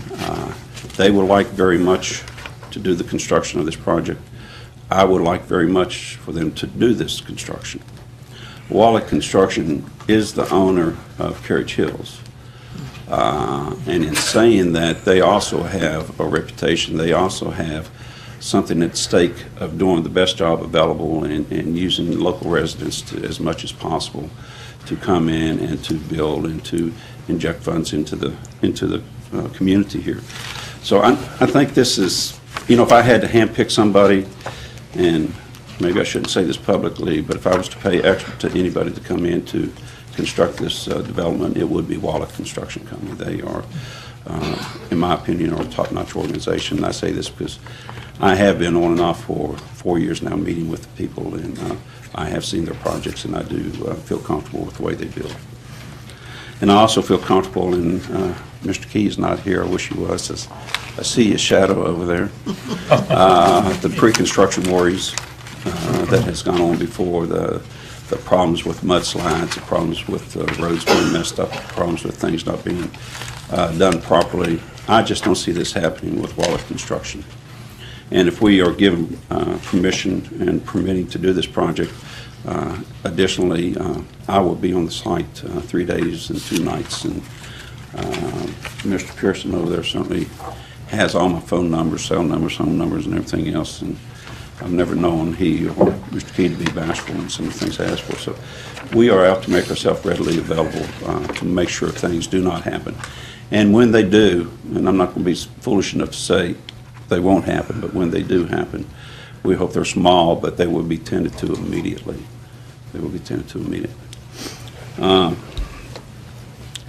So in saying this, also, there was a concern, I think, about that was brought to my attention in one of the meetings about the underground retention system. And at one time, we were asked to furnish locations that have the underground retention system that is put in pretty much the same soils as what we were dealing with here. And I have a list of 8 here that was put in by the one firm that we have been talking to, and we would like to use advanced drainage system. Mr. Clevenger has provided us with this, which we will make part of the package as well. And I noticed that it did not give telephone numbers. We will have telephone numbers and contact numbers as well for people to call and ask and inquire. Also, along with that, we are arranging for Mr. Clevenger to meet with us at Ohio University Inn and kind of have an open house for anyone that is interested in understanding about underground retainage. It is not complicated. It is new to most people, and it's very difficult to understand. But this particular drainage system that we have designed and engineered actually releases the water 12 to 15% at a slower rate than the natural release. And so it's actually probably helping the environment as far as the water and everything. So at this point, I would ask to have a preliminary approval of this at this meeting, if you so see fit. I have the engineer here. Anybody that's has questions, I certainly have the engineer here. People are invited to ask him any questions they might have, so you can hear it from Mr. Morrow. Thank you. I have one question about you said something about Albie McWilliams and the tree. Yes, ma'am. She sent me a copy of the letter that they submitted before, and she said the thing that was concerned her, that you'd worked on the trees, and that was really not part of the tree commission's area, but they were concerned about removing so much of the hilltop and cutting down the hillsides, and I don't see. This was a letter she wanted to submit to us, that we asked that question, because I haven't heard from her that she had any reply back. The recommendation from Burgess and Nichols was to rid ourselves of what they consider to be the soils, the bad soils, the soils not suited to construction. And by doing that, then we are taking it down to the recommended levels that was So you're stated. cutting Yes, hills down. we're dropping the site down about 30 feet. Oh. And if you would, I think it's 20 feet. well, if you would compare, if you look at the soils reports, that's basically what they recommend. It would be to remove the top layers of that hillside, and you get down to more stable, suitable soils, and the only way to get there is to remove it and take it down. I didn't see Mrs. McWilliams' letter. This was in December, she sent it to me, and she included the copy of the original letter from before about the trees, and she said that the trees problem had been, they had reviewed the plan and they had worked that out, but Yeah, it was a replacement. the thing that they were concerned about, and it was really not, they're not the ones who are to worry about that, but they were concerned about taking the hills down, and that when you take it down, you also take all the vegetation and all the trees down, so they actually, Yeah. Well, Ms. Priestley, too, we've been rather aggressive with the landscape plan. We want our plan approved under this, but we open our doors freely to anybody. I want to expand it myself. she said that was okay. And the expansion is to continue, as far as I'm concerned, from year to year until we get it right. But in saying that, when you go to move soils, the part of the soils or that you have to remove to get rid of the spoilage of the soils, there's no way to do it without leaving the trees. I wish we could. There's just no way to do that. Well, we can. But we can replace it. Well, I understand that, but I think the point is that they don't want the hillside cut down. Right. I think that's the point. I have one other question. This has been so many times that, have you upped the number of beds since the last, since the, maybe not the first time, but one of the last times, the last time before this time? We had it at 600, but we have come back and it was not feasible to do with all the But it was lower retaining before? walls. No. Higher? It's the same thing that y'all approved in April of 2004, and it's 896. When we went to city council, they asked us to go back and look at it, considering the hillside ordinance. So that's what we did, and so we designed a plan, and that's what brought about all the retaining walls that everybody saw, and it cut the residents to 600. Well, financially, that just did not work out. But then when we go to the engineering, and the city's engineers come back and recommend that we do get rid of that soils. Well, that leaves us exactly where we were with the 896. And it's the same thing that people have agreed on, from engineers from Mar Engineering to PSI to the group we had in here, nominee out of Philadelphia with the GMH group. This is the same level that has existed through even the one in Atlanta. There's 4 or 5 different people that have engineered this, and everything migrates itself back down to this level. And the reason being, I feel comfortable saying the reason being is the soil conditions. Okay, thank you. You had mentioned gated.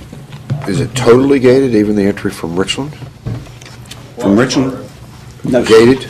No, sir. The gate starts at the residential buildings, where you will come in, and this is what we discussed yesterday, because the university wanted for us to stub out a road in behind Carriage Hills. And so at the top of the hill, there is, do you have a picture of that? At the top of the hill, you have the clubhouse and the parking for the clubhouse. Then you go a ways, and then the residential housing and parking starts. Well, between the clubhouse and where the residential housing starts, the residential housing starts is the gate for the community. The clubhouse is not gated, the community is gated. And then the stub to the backside of Carriage Hills is for the university, as far as for them to lead in the roadway if necessary. Yeah. I just didn't see it on these site plans. Well, we certainly have them here. I think Paul is.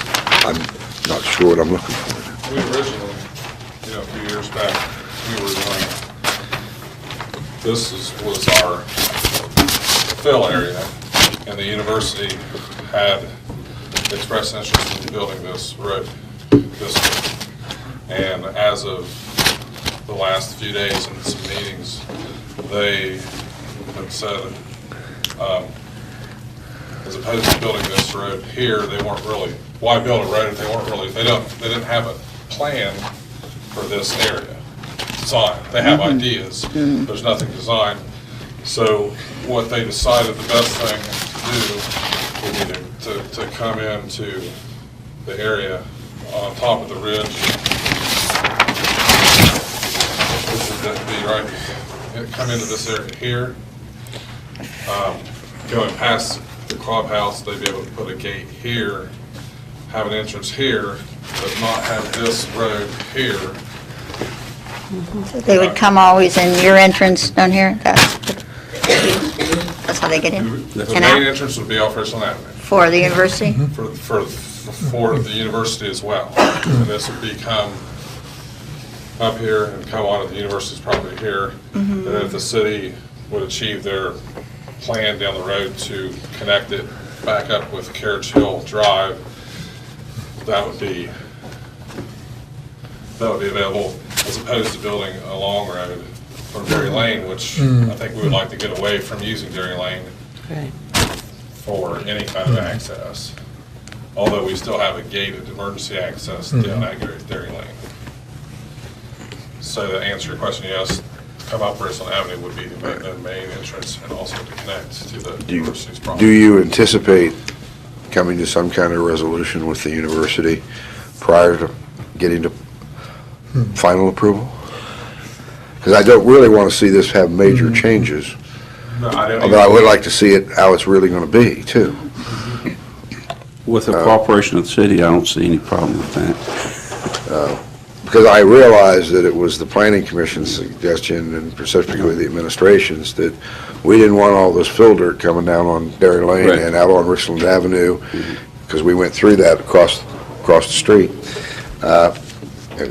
And try to at least negotiate with your neighbor, the university, to put the fill dirt, which I'm assuming you're giving them a lot of bad dirt, Tom.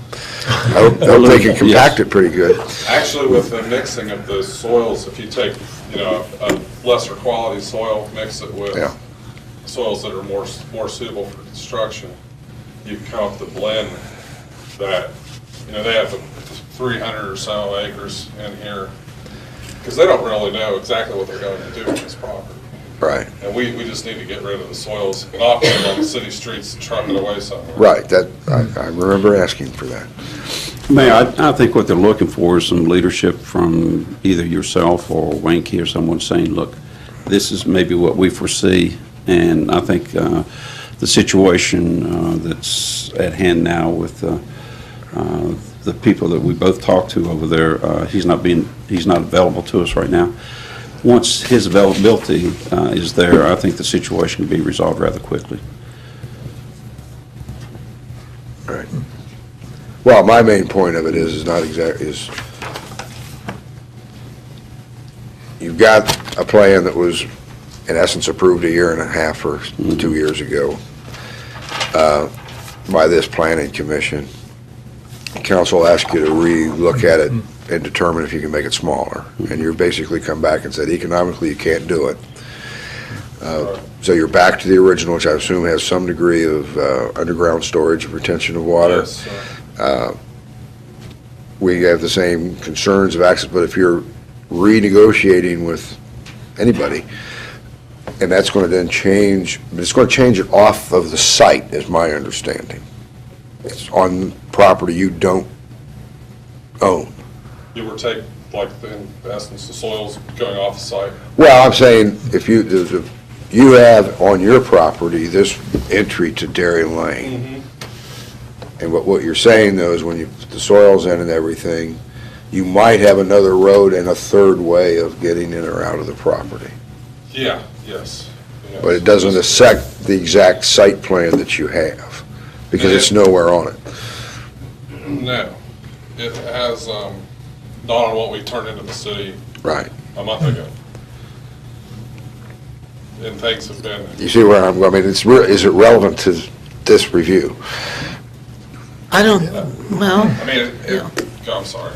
no, that's, To me, to design, there's a lot of work to do for the university, but if we were trying to, I've designed this several different times, several different ways. So I don't think there is a relevancy to have it, to say, well, this is exactly where the road's gonna go, this is how it's gonna be constructed, when all we can say is, what is relevant is we need to get soils from this site onto this site, so we can build this site, so we don't go out and damage any of the city streets, or minimize any traffic on there. And whether you put a road here, or if you have a road here that comes around here, wherever you put that road, as long as there is an attempt made at working with the city to put a third access, ingress and egress, it's, we're not showing it now because we don't really know where to put it. We can put it here, like we've shown it on this drawing. We could come out here, which is what the university is telling me this week that they would like to do. The city has talked to, I think, Wallach companies about tying into Carriage Hill a year or two ago. There's many ways to go with this, but say we don't do it, say none of this happens, we still have, what was approved before was Right. emergency gated access, and then a way in and out for normal traffic.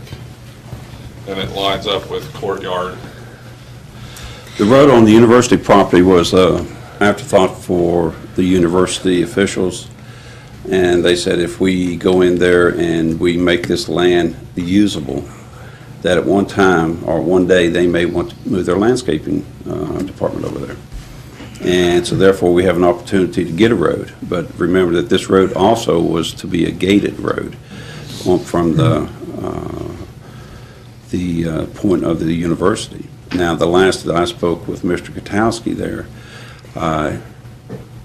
I sensed if he had his preference would be not to do a road at all, and not to invite, he called it, what an attractive nuisance, that things could happen. And his point then was not to do a road at all, but if he was, then to get with the city and take in consideration what the city's desire is, which was stemmed from Copper Beach.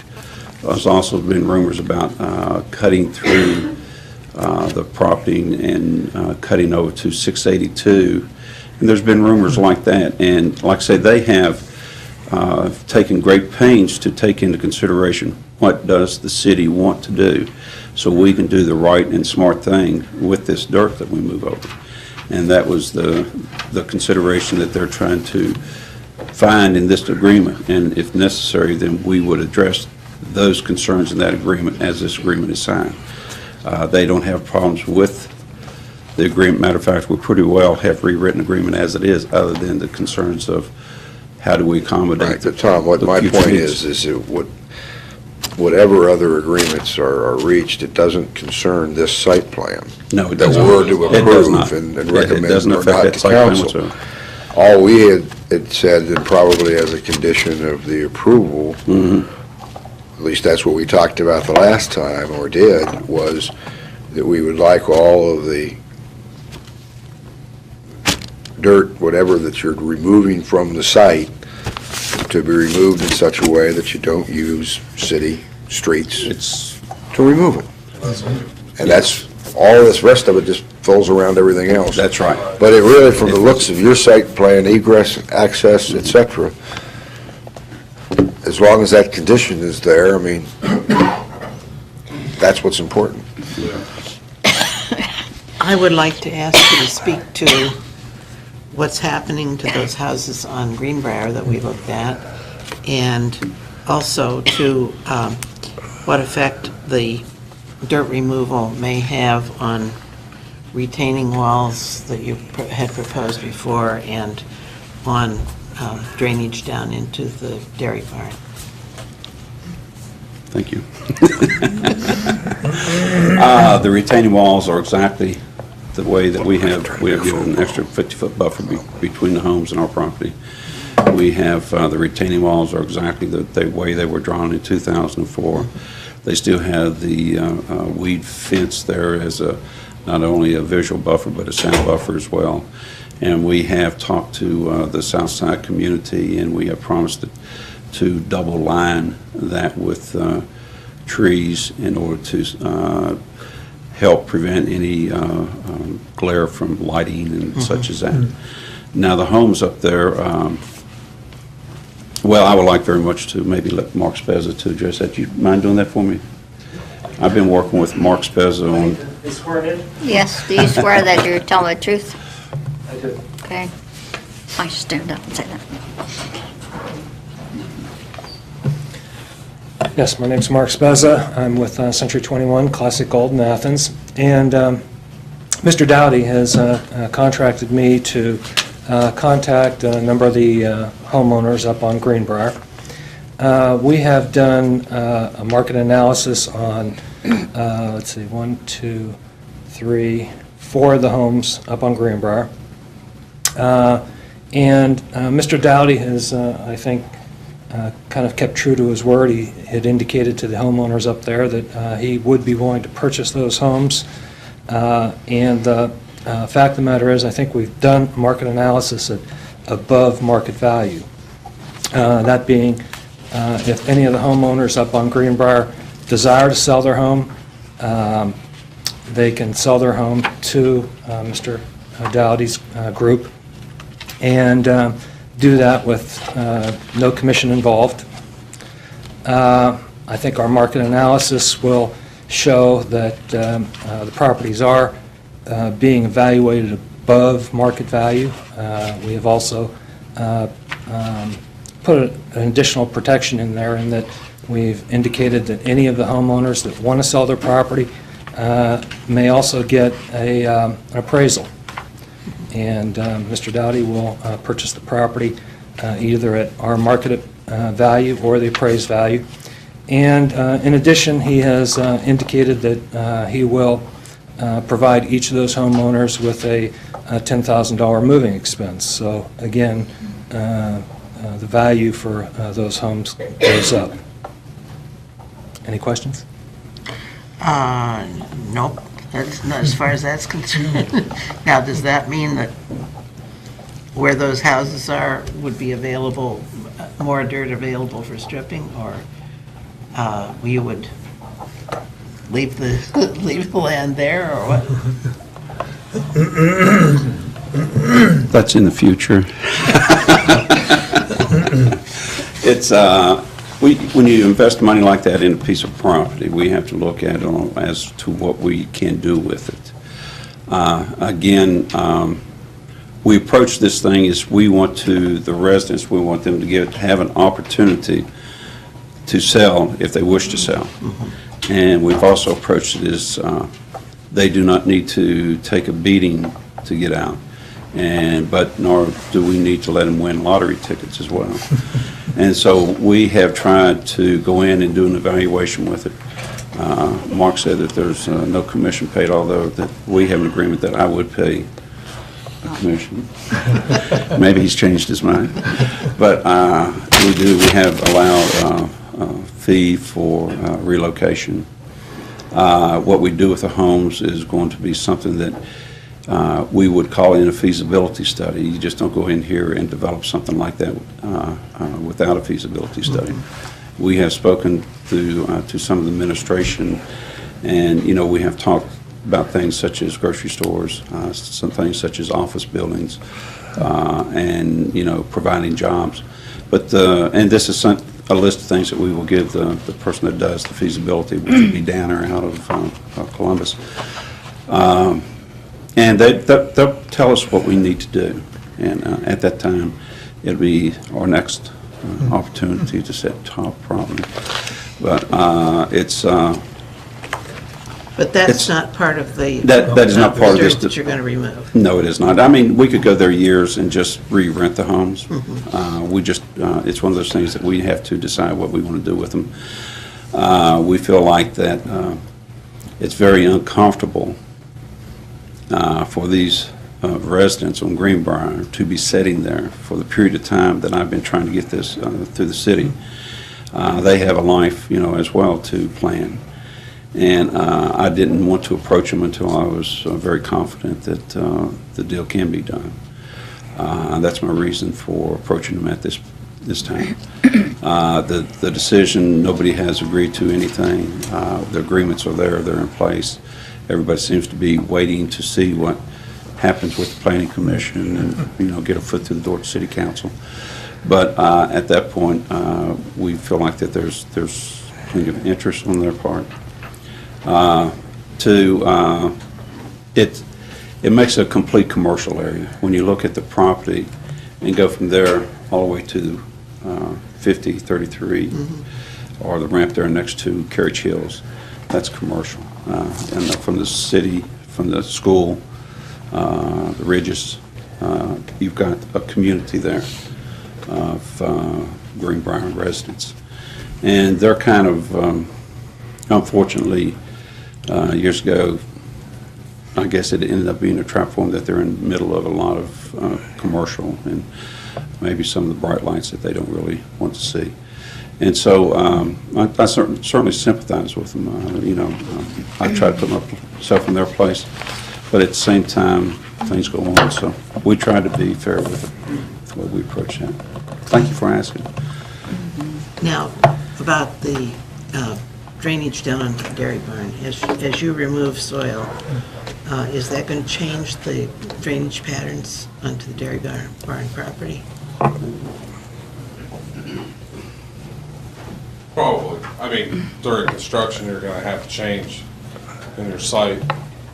If it rains and you move something, it's going to, but we also have stormwater pollution prevention plan that's required by the EPA that we've done that would reroute drainage temporarily, and after the site is complete, you have your storm your storm sewer system in underground storm sewers that can do the retention systems. They have in essence a grease trap, trash trap before you get to it. But to answer your question, yeah, I mean, stormwater is going to be redirected, rerouted, but it's going to be controlled and during construction and after construction. And if you're putting soil on the university property, is that going to run down onto the dairy barn? Not onto the dairy barn. Now, there's a ridge that separates the area. Yeah, I haven't looked at a topo map, so. Right. Yeah. No, it wouldn't affect the dairy barn. Okay. That's all been engineered so it would not run. We have control over all of that. We have the engineering and sediment ponds and stuff set up to control that. And what we've done is we engineered it to where we don't disturb the trees that are there next to the roadway. And so basically, we're hoping that's hidden with the plan that we've got right there. Okay. Out of sight, out of mind type of. Thank you. Does anybody else have a question? Anybody out here want to speak?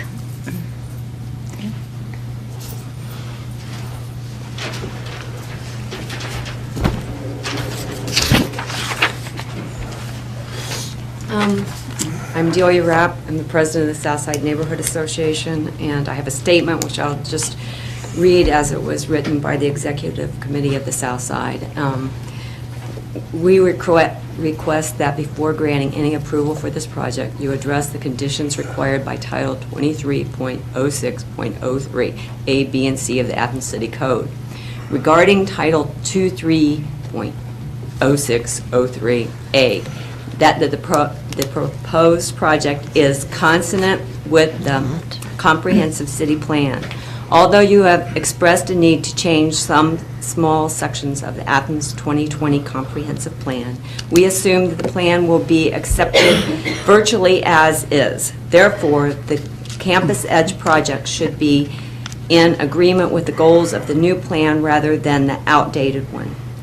This comprehensive plan maps the area around Richland Avenue as high-density residential, and also the plan strongly urges preserving the hills and river and increasing the tree canopy. These two goals are not mutually exclusive. High-density housing can be built on the hills. It requires a small number of high-density units with large areas of undeveloped land. This issue is not density. It is whether the hills and the tree canopy are being preserved. The total number of beds proposed by Campus Edge is too large to allow the project to be compatible with the environmental requirements of the comprehensive plan. So it is not consonant with the comprehensive plan. Regarding Title 23.0603B, that it will not adversely affect neighboring property that, and I may not say their name right, the Tenolias, will be affected by this proposed project. Their view will be destroyed. They will experience an increased noise level, and a 20-foot drop off their backyard will create a feeling of insecurity. Test this by asking, would I live in that house? It will be an undesirable place to live in, and presumably, therefore, will lose monetary value. These are adverse effects. The dairy barn will be affected. David Reeser spoke about this at the last Planning Commission meeting, citing several adverse effects. Regarding the same code, portion of the code, number C, that the project is at a location where the traffic congestion does not exist at present on the streets to be utilized in conjunction therewith, and where such congestion will not likely be created as a result of the project. The 2004 traffic study was done assuming an increased population of 600, not 900. The current traffic on Richland Avenue is not reflective of what the traffic will be like when all the proposed building takes place around Blackburn Road.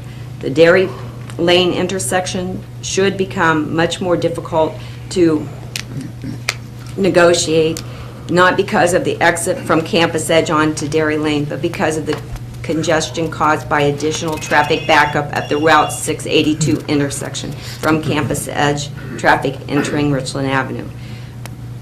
We do not see how, in concept, the proposed Campus Edge project meets the requirements of Title 23.0603 A, B, and C, and on this basis, we request that you do not give preliminary approval to this project. Anybody else? Okay, Steve.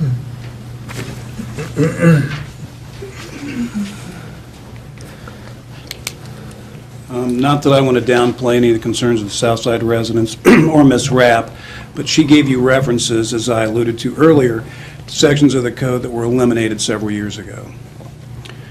The Planning Commission, excuse me, has some impact findings they have to go through.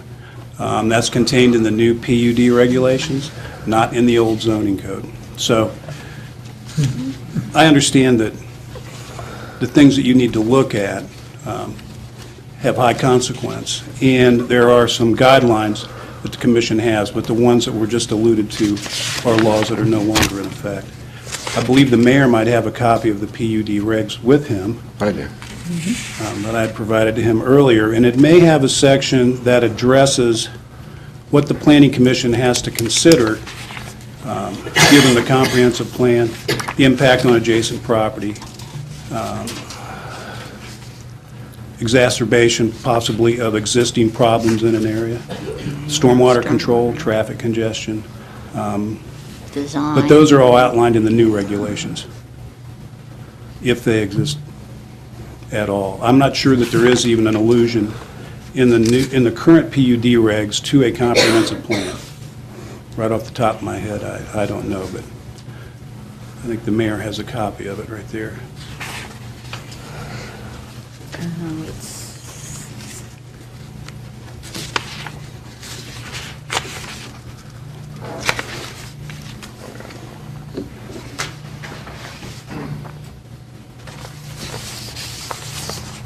one if you want. It's that, this is the new thing here. I don't see any new site plan. That's what but we have to do. Those are 4 items that we always did before. Design, Steve, in your review, the comprehensive plan, traffic. From an this is located in an R3 zone? This is located in an R3 zone. I mean, Right. the developer has said there are no variances that the city needs to grant. I mean, have you reviewed it and concur with that? Nothing like putting you on the spot. Yeah, really. I don't recall any, but they will come up and review for final if that's Right. applicable. One I of the understand. things going back to the previous case, because this underlining zoning district is R3, we're looking at building heights not to exceed 45 feet or 3.5 stories, certain setback requirements, certain lot coverage requirements, and to the best of my knowledge, no variances are required. Again, that will still continue to be reviewed by staff. It's really coming here because it's more than one building on tracts of land. Right. There is a portion of the property that's zoned in the B3 district on Richland Avenue, but that portion of the property is not being developed. Yeah, it's not in this proposal. One of the oddities also of the area is that the Greenbrier residential neighborhood is zoned R3 multifamily residential. Yeah. So somewhere in the past, there was a thought that that entire area would probably be multifamily residential. So as far as underlying zoning requirements, and even considering what the most restrictive regulations would be, just the change in the zone eliminates a lot of those problems, and no variances, as I know right now, would be required. I believe, though, there is some further review by Burgess and Nyepel to do on the storm drainage plan, because I think the original had, what, perforated pipe, and this, The original plan that was reviewed by Burgess and Nyepel, which had underground stormwater detention, water was detained in a perforated type pipe. They expressed some concerns over perforated pipe. A subsequent plan was approved that had on-grade or on-ground level pond water retention. They were just, within a meeting or two of reconciling all the differences with the developer. My understanding now is we're back to an underground storage of stormwater as opposed to on-surface storage, but in a pipe that is non-perforated or solid. So Burgess and Nyepel hasn't, as far as I know, has not looked at solid pipe, but I believe it will overcome some of the concerns that they had about that infiltration and outflow that would happen with perforated pipe. So I think, to be honest with you, you don't have the attractive nuisance of ponds on grade. You don't have the fences essentially around grass bowls most of the time, as you do over at University Courtyard. You don't have any concerns about not having full control over the stormwater as it enters the detention structure. It's all under control.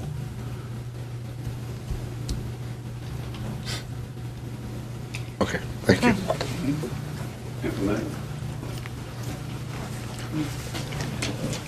Gotta be another meeting at 6. We will be, as I said before, bringing the advanced, advanced systems, and everybody will get an invitation to come and speak to the gentleman about what the system actually is and how it controls, and I think everybody get a better comfort level. As a matter of fact, we're going to have an opportunity to probably advertise in the paper to not only the planning commission, city council commission, or any engineer that would like to come, or individual would like to come and look at it. We will have a meeting of about 6 or 7 hours where people can come at their leisure and see what we've got. Okay. What is your pleasure? I'll make a motion to grant preliminary approval. I'll second it. with the variant, or with the condition that all fill, as I stated, not go out on the city property, but to be disposed of on adjacent property. Do you want to make it also conditional on the final? Oh, and the final approval of engineering purchase and review and Yeah. payment of fees and all of those other kind of things have to be done before it's okayed. Okay, I'll second it. Any other discussion? All in favor? Aye. I'm opposed. I was opposed before, and I'm still opposed. There are too many people, and the buildings are putting up on top of a hill being cut down, and buildings that don't belong in a hill. They were designed for flat land, so I can't even approve it in principle. Okay. But you only need this. But you're gonna need 4 at the end. I think we need 4 to approve this. For final approval? Do we have to have 4 for final approval? I thought we did. Okay, I don't think so. I thought we had to. We have to have these conditions pretty well nailed down and met. The next case is 0510, Mr. Wayne Hanning. This is a minor lot split in the Plains.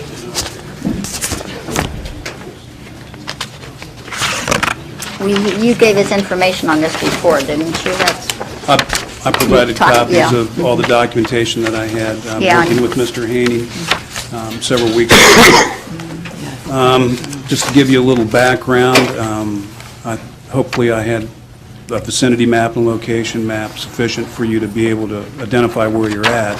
This is not within the city of Athens, it's within the 3-mile planning jurisdiction of the city, because it has to do with the subdivision of land, therefore the Planning Commission has to consider it. These are 3 lots just up the street from the post office in the Plains, if you know where the post office is, on 682. This is just back the street that goes back to a residential subdivision back there. Mr. Haney currently owns 3 lots that were platted probably at the time that the Plains was known as Verity. That's its former name. I don't know when it was changed to the Plains, but a lot of the original planning in the area was the village of Verity. The lots, as they exist right now, do have development rights because they are individually platted pieces of property that could be transferred separately. Although there are no development regulations in the county or in Athens Township. Mr. Haney essentially wants to reduce the number of lots from 3 to 2, reconfigure those 3 long, seemingly skinny lots into the configuration that's illustrated on a proposal that I drafted. That's not a surveyor by any means, but just to illustrate what might happen. The whole idea is to split the property to essentially reduce the number of potential building sites from 3 down to 2 and to accommodate sale and/or refinancing of the property. So what it would do is, because the Plains has a sewer district, and because 3 or more trailers are a trailer park, 1 or 2 are not, and there are no zoning or development regulations, that's why you see a lot of development not typical to the city of Athens, but possibly typical to those areas outside the city. I believe this would help, this approval, if granted, would help reduce the potential for increased development on those 3 parcels. I don't know if you've been through the Plains lately. There are a lot of structures now being torn down, new structures going up.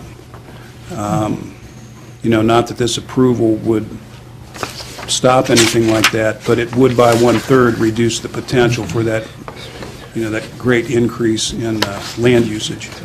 What's on there now, houses or?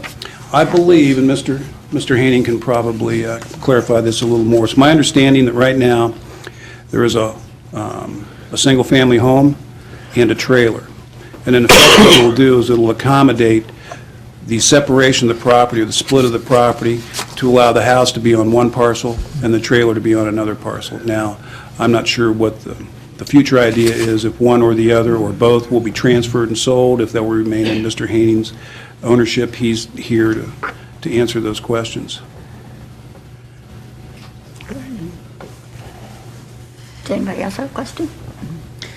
I don't have any questions. No. Seems Well, Steve, are you recommending that, because where this falls under the code, this is a variance from the code in what respect? I believe on the cover sheet of the memo that I provided to you, it has the list of variances that are required. It's also included in the kind of the drawing that I did. But I believe on the cover sheet, my memo cover sheet, it essentially lists which I don't have lots that one with me. need which Square variances. footage? Yeah, I tried to set it up so that if you considered recommending to council granting the variance, that you could almost essentially read my memo, a variance from section, whatever it is, 21. or Yeah, whatever. 210406, Table 1, and that Lot 1 will have an area less than the required minimum, and Lot 2 would also have one less than the lot minimum, and a lot width of 50 feet where 90 feet is the permitted minimum. Right, the larger lot proposed has the least amount of road frontage. Right. The thing about lot area is we don't have the 8,000 square feet or around that number minimum requirement now for lots, because in the rewrite of the subdivision regs, I was asked to come up with a new table of essentially bulk controls that was consistent with the subdivision regs and the zoning code. What was included in that document was an increased lot size requirement where there was no stormwater control, no curb and gutter, that kind of thing. This is just open ditch drainage, and therefore that area requirement went from 8,000 square feet up to 20,000 square feet. The lot that needs the road frontage variance has 16,000 square feet or thereabouts, I believe. The lot that doesn't need the frontage variance is right around 8,000. I think it's 7,000 and something. So this is, I mean, we've upped the requirements just based on, and because, too, this, what I was trying to describe was an existing condition, too, and the potential for future development. There's probably not going to be any greater impact development-wise in granting this. As a matter of fact, there may be a theoretical, diminishment of potential development. So, I really, what little regulation there is in the plains and what little control the city has over it, I think it is in the best interest of everyone to do this. Yeah. And that would be, the motion to grant that. I think that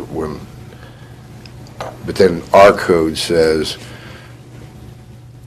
and I'll just probably read it, where due to exceptional topography or other physical conditions, the Planning Commission finds that extraordinary and unnecessary hardship may result from strict application of these regulations, or the purpose of these regulations may be served to a greater extent by an alternative proposal, it may recommend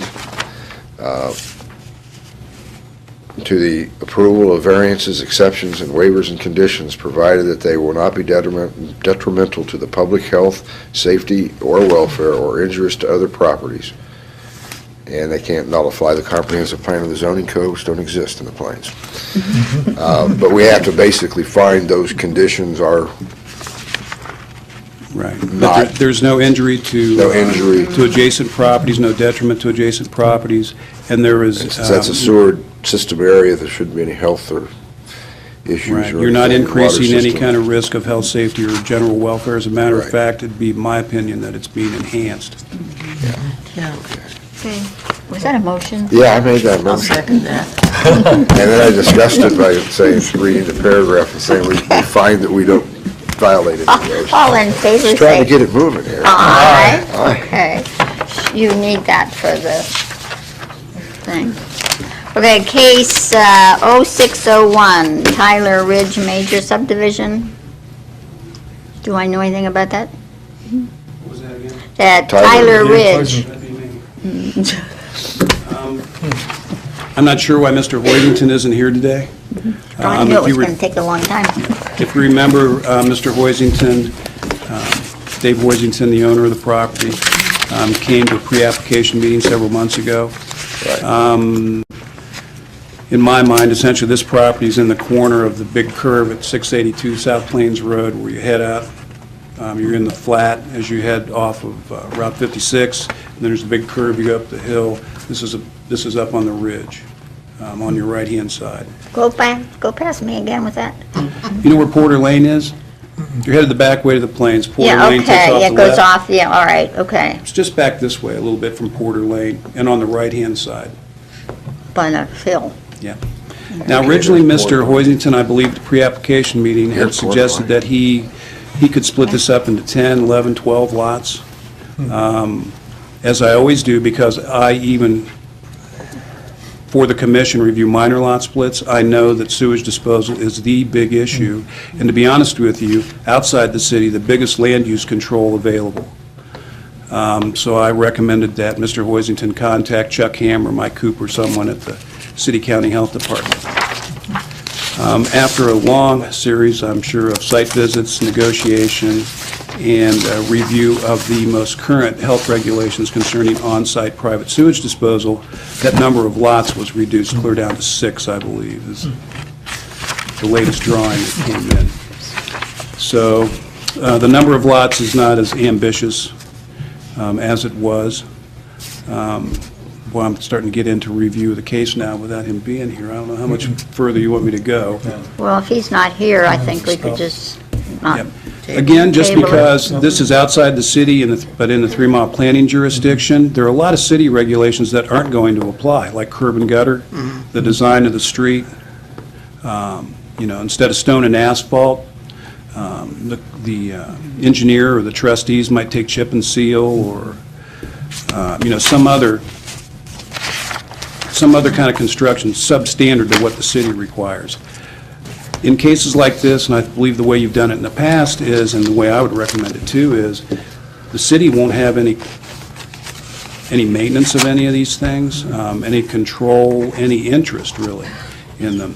Therefore, I'd recommend that when you look at these things, you have the developer go to those entities that will have control and jurisdiction. What's the county sheriff think about the ingress-egress point? What's Plains Fire and Sewer District think about the water service or lack thereof? Will LEAX provide water to the site? Will the trustees? Will it probably end up being a township road? Yeah, what will the township trustees take over a street that's not to city standards, but possibly to their standards? Has ODOT been approached, since this is an enhancement of a drive access off of a state route, State Route 682? Those entities are the ones that will have jurisdiction, control, and responsibility for these areas. That's why I don't see variances as a big problem for these things outside the city. Did he know? Reviewed by those entities. Did he know he was supposed to be here? I don't know. Well, I just assume not. Well, why don't we continue the case Continue until he can show up, he okay? can show up and also start to address those Well, those issues other that things. Steve has brought up. Right, just a little background, and maybe Yeah. if he watches this on television, he'll run it. He Talk to the fire he's chief up in the Plains, my missed neighbor. his chance now, but he can go see somebody else. Okay. We need a motion to continue that, I think. I made a motion to continue. All in favor, say aye. Aye. Okay. 0602, a variance for 986 East State Street. Sherry Gall.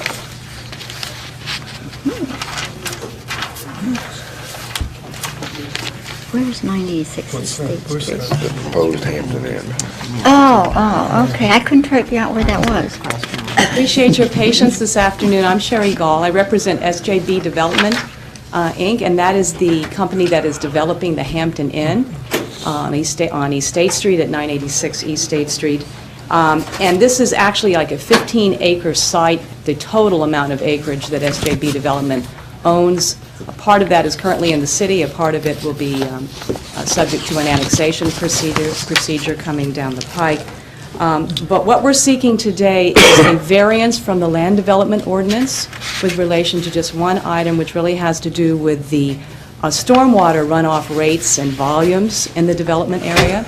As the code stands at this point, a literal interpretation would require that there be specific changes made to the site, including detention ponds, et cetera, which may not be in the best interest of all the parties involved here, including the city. Currently, because the development area is designed so that stormwater runoff will be discharged in the recently installed 24-inch storm sewer, it will discharge into the Hocking River, and it will not discharge above ground. So there is actually infrastructure there that would handle the additional increase in volume and rate of runoff. So there are stormwater conveyance structures sufficient to handle the increased rate of runoff without causing detriment to the downstream properties.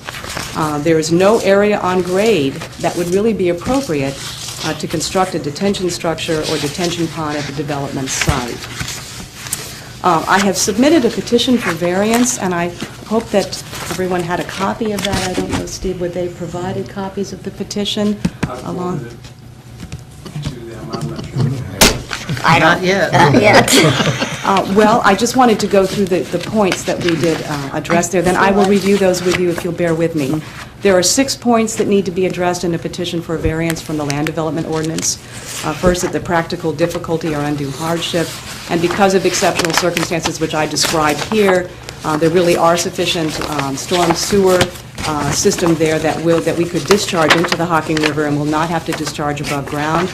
There are exceptional circumstances, stormwater conveyance structures sufficient to handle the increased rate of runoff without causing detriment to downstream properties.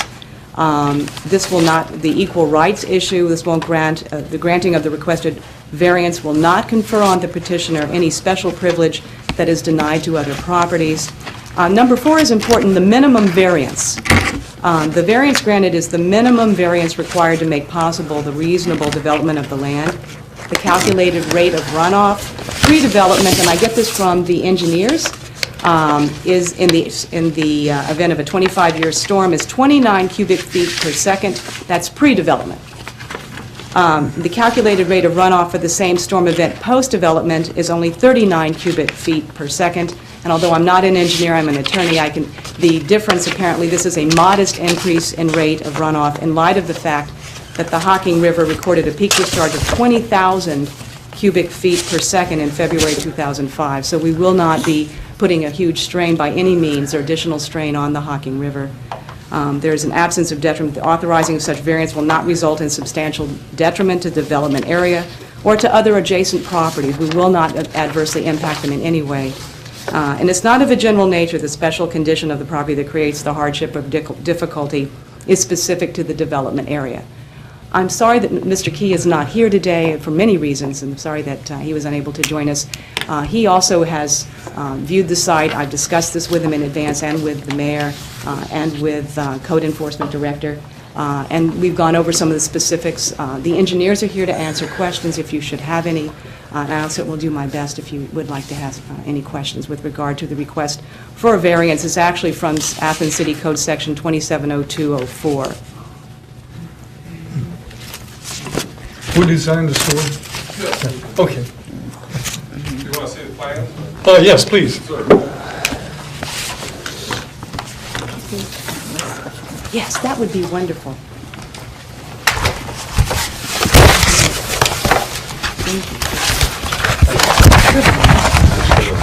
Here's the site plan. Bob Bider, he's an engineer that works for us as well. He actually did the design on it. How long is that? 100 feet? A little over 200 feet? Yeah, go ahead, Rob. Shows basically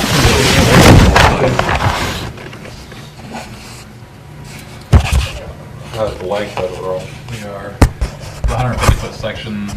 This is the existing 15-inch storm that was installed once East State Street had been improved, and that then goes into a 24-inch storm, so they cross out to the Hocking River. 12.5%. What kind of velocity do you have in there? I don't know if you should have received a packet here, just like I have of the storm. I have packet. They might be in this. There was too much to copy. Oh, is that over mine? 5 times. That, no. Oh, no, okay. Just Well, in we the can show folder. you. That's think everything's in here somewhere. That would be between catch basins 3 and 2, which mean velocity. Look at that upside down. 22 point something?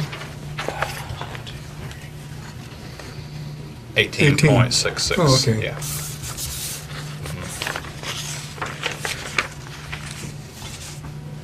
So instead of, what we're asking a variance on is not to contain stormwater, since we're such a close proximity to the river. To the river, and also to this site here, to have a storm pond in here. The popular word today is attractive nuisance. To have a, a dry pond here with a fence around it seems kind of pointless when you're discharging a small amount of water into a river during the same storm event. She made a copy. You have 39 CFS coming out here, and you have, there's a 2,000, actually, the river. We looked at the, Rob looked at the Data gauging on station. Rock Ripple Road.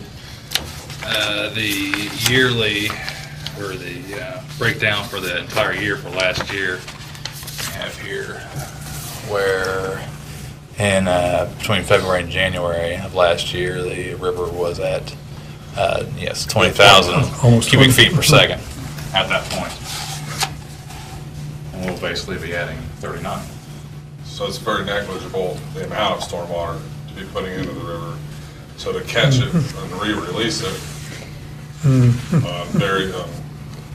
during a storm event. So that's why you're saying it's 270204-1, development shall not increase rate of runoff. And we looked at making this a less than 5 acre site. And Right. thought, why do that? It's 15 acre parcel. We'll just, instead of trying to Right. make it a smaller Well- parcel just to get around the code, we asked for a variance. Right. It was on track. Well, I think one of the things in my discussion with the service safety director on this is if we look across the street, we see the ponds that we put in at Lowe's, we see the ponds to conform to the thing they put in at Walmart, and we see that when the water runoff comes of any storm event, their parking lots flood. And then they're shut, in essence, shut down, and they're right next to the same storm drains, only at different locations, that they could be putting that water into there and going directly to the river. And so from our standpoint, administratively, it seems to make more sense to just, you got the storm drain right there in East State Street. If you build a storm line to it, it's gone. It goes directly to the river. It doesn't affect any other property. So why didn't they do it? Why They, didn't they, Staples and Lawrence? they did not, this is the first request we've ever had for You guys have always scared us a off. variance from the land development ordinance. And this variance is one that the planning commission can grant. It doesn't go anywhere else. I don't know why they didn't.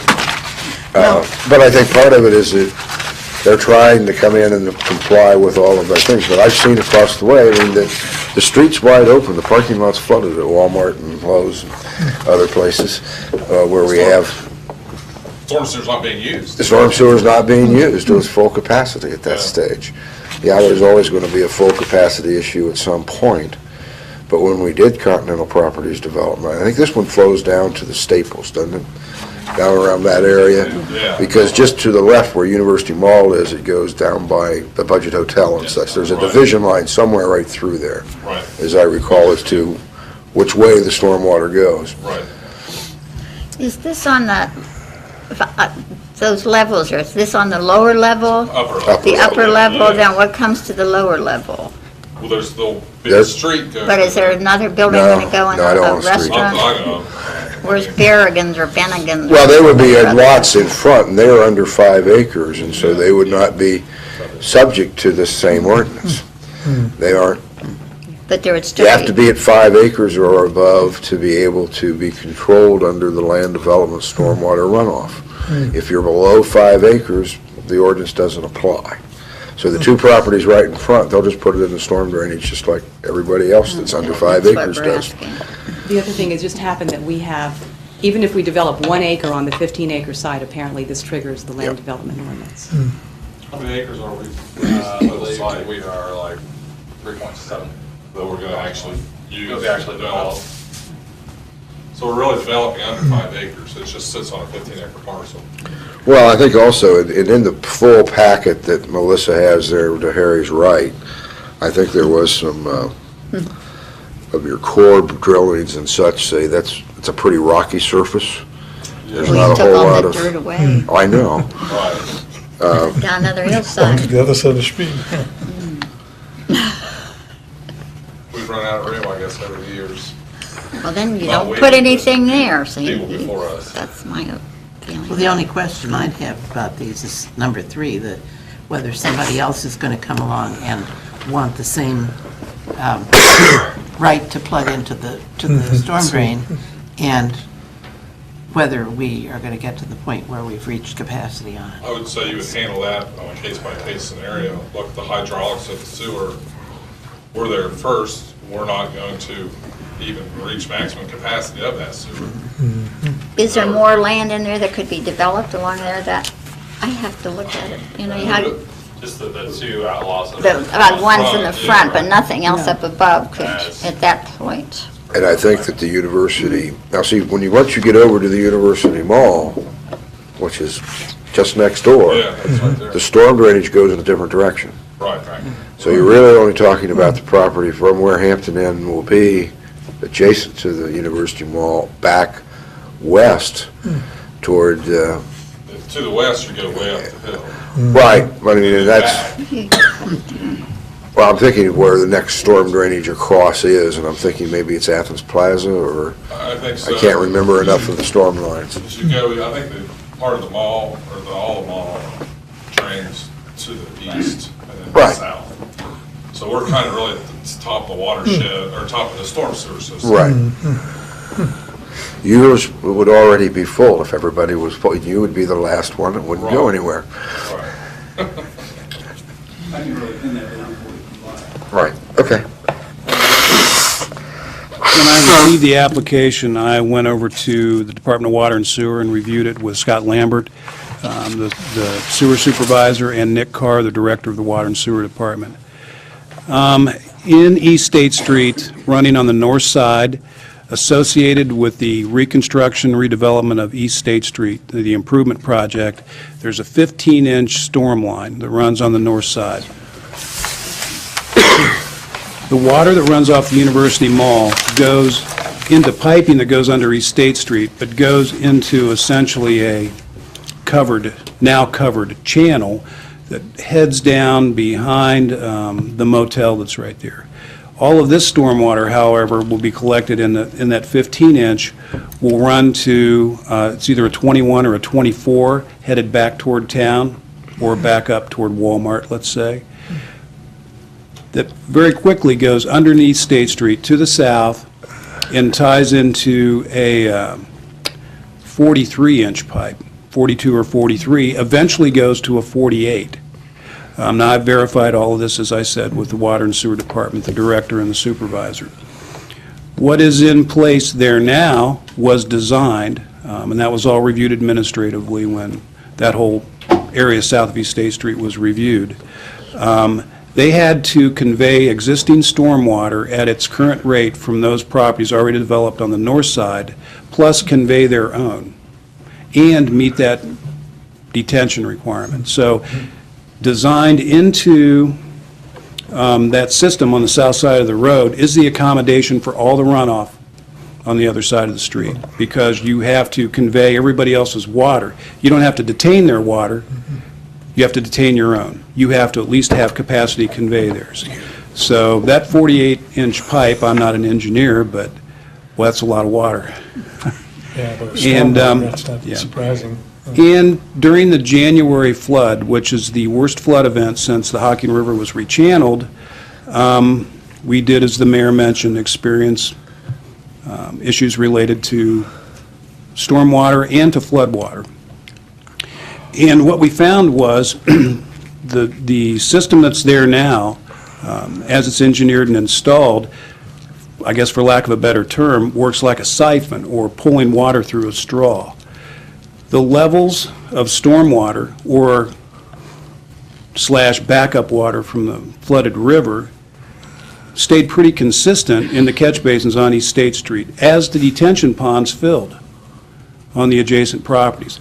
At a certain point in time, my understanding is that I don't know what I'm sure there's a physics name for the effect that's had the hydrology that's going on.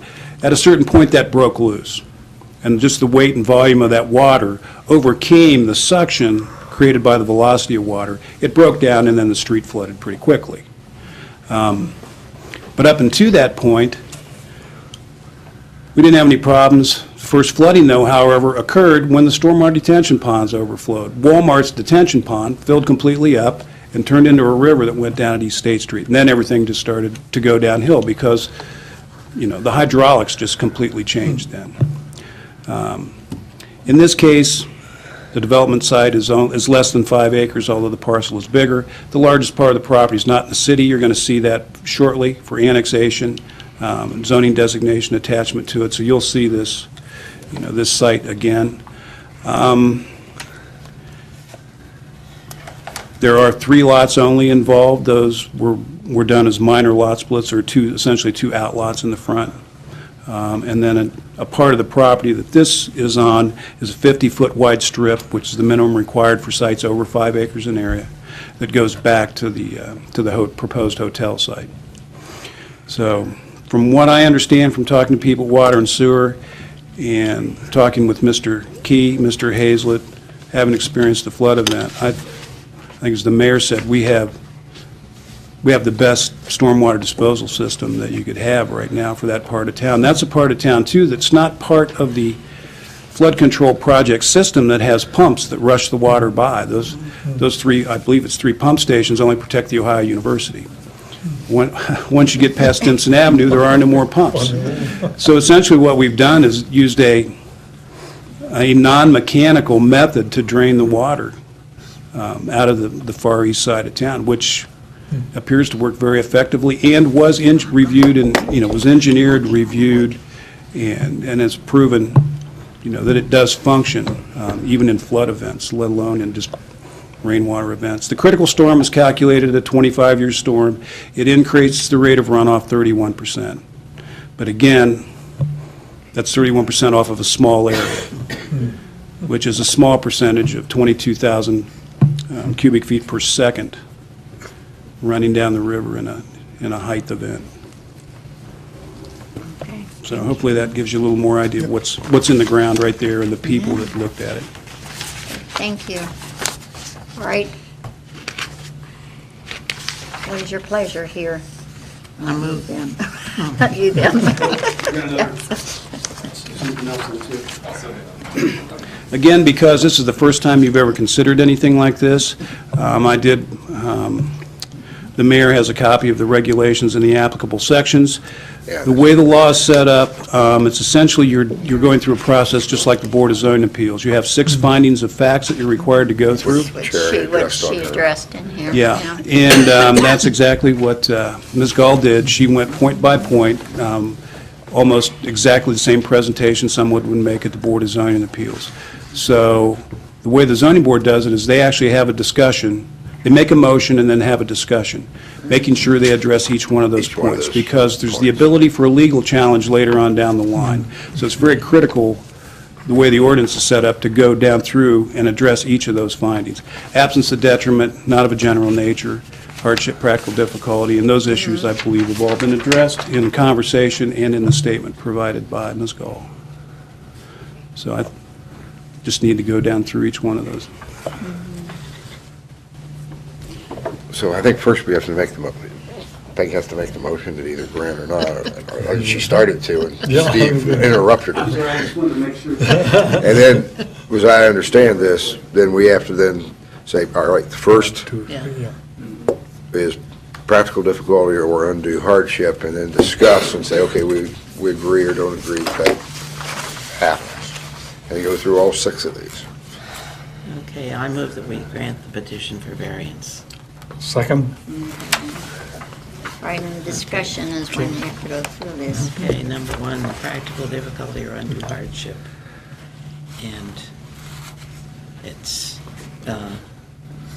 not granting the variance would not would result in practical difficulty and certainly isn't necessary to the achievement of public purpose to not grant it. Exceptional circumstances. Where stormwater conveyed to structures sufficient to handle the increased rate of runoff, causing detriment to downstream properties. We'll just say good planning when we did East State Street, right? Yeah. Point 3, equal rights. It won't confer any special privilege on the petitioner that's denied to other properties, the same situation. Point number 4, minimum variance. It's the minimum required to make possible the reasonable development of the land. Yeah. Do I hear any objections? No, I have to No. agree with that. Point 5, absence of detriment. It will not result in substantial detriment to the development area or other properties. Will be in harmony with the general intent and purpose of the regulations. Yep. And point 6, not of a general nature. A special condition of the property that creates the hardship is specific to the development area.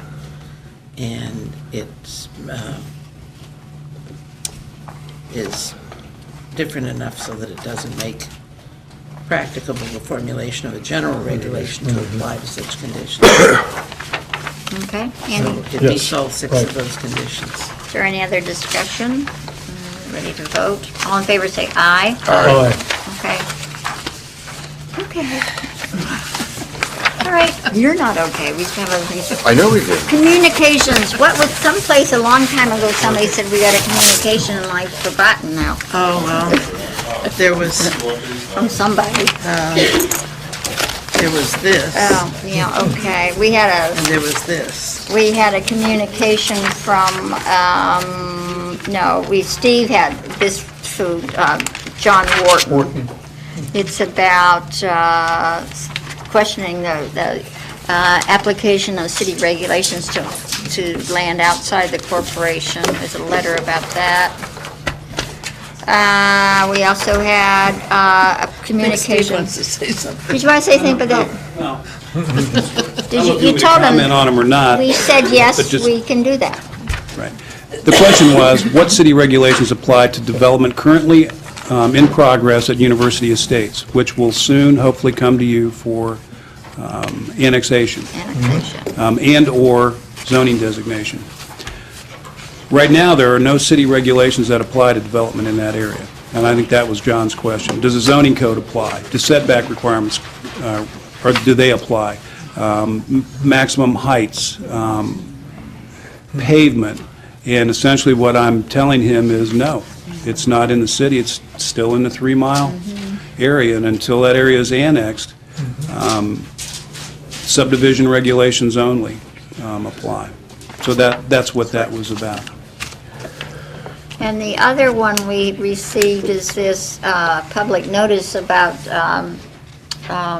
Kevin Schwartzel's Walnut Grove problems, and I think we missed the deadline on that. Wasn't there a public notice about if you had anything you wanted to say about it? Yeah, that letter, I didn't receive that letter, so I'm not sure how you Yeah, it got came it. in I got a copy of it. our What- office, and I think The deadline for Right, public comment is December 4th. Yeah, we have. Just so you know, what it was their application form, Mr. Morrow was involved in that too, to reroute or disturb areas of natural drainage in excess of the maximum footage at which a permit is required. So that was a hearing required when they applied to move an excessive amount of natural drainage or natural hillside ditch area. And that's, the Corps of Engineers does that. That's just part of their policies and procedures. I think we had discussion about Corps of Engineers' input on disturbance of natural drainage areas as we've been going through the review of this subdivision, and probably even said that Corps review and approval was a good thing. So it was, in somewhat an untimely but finally completed fashion, accomplished, and that's really what that's about. Okay, and now the next thing is announcements or other business. anybody stands up, they're going to get whacked on this next one. Number 5 is the opportunity for citizens to speak about items not covered on the agenda. I have to be in a meeting at 6. So if anybody has anything to say it fast. Okay, minutes. Do we have minutes? No, everything's been approved. We have missed several meetings. Yeah, okay, so we haven't, that's right, you don't have to approve those. Okay, now, we're at number 7. I move adjournment. Second. But before we go, I will make sure that Steve will set up a site visit for Stimson Avenue.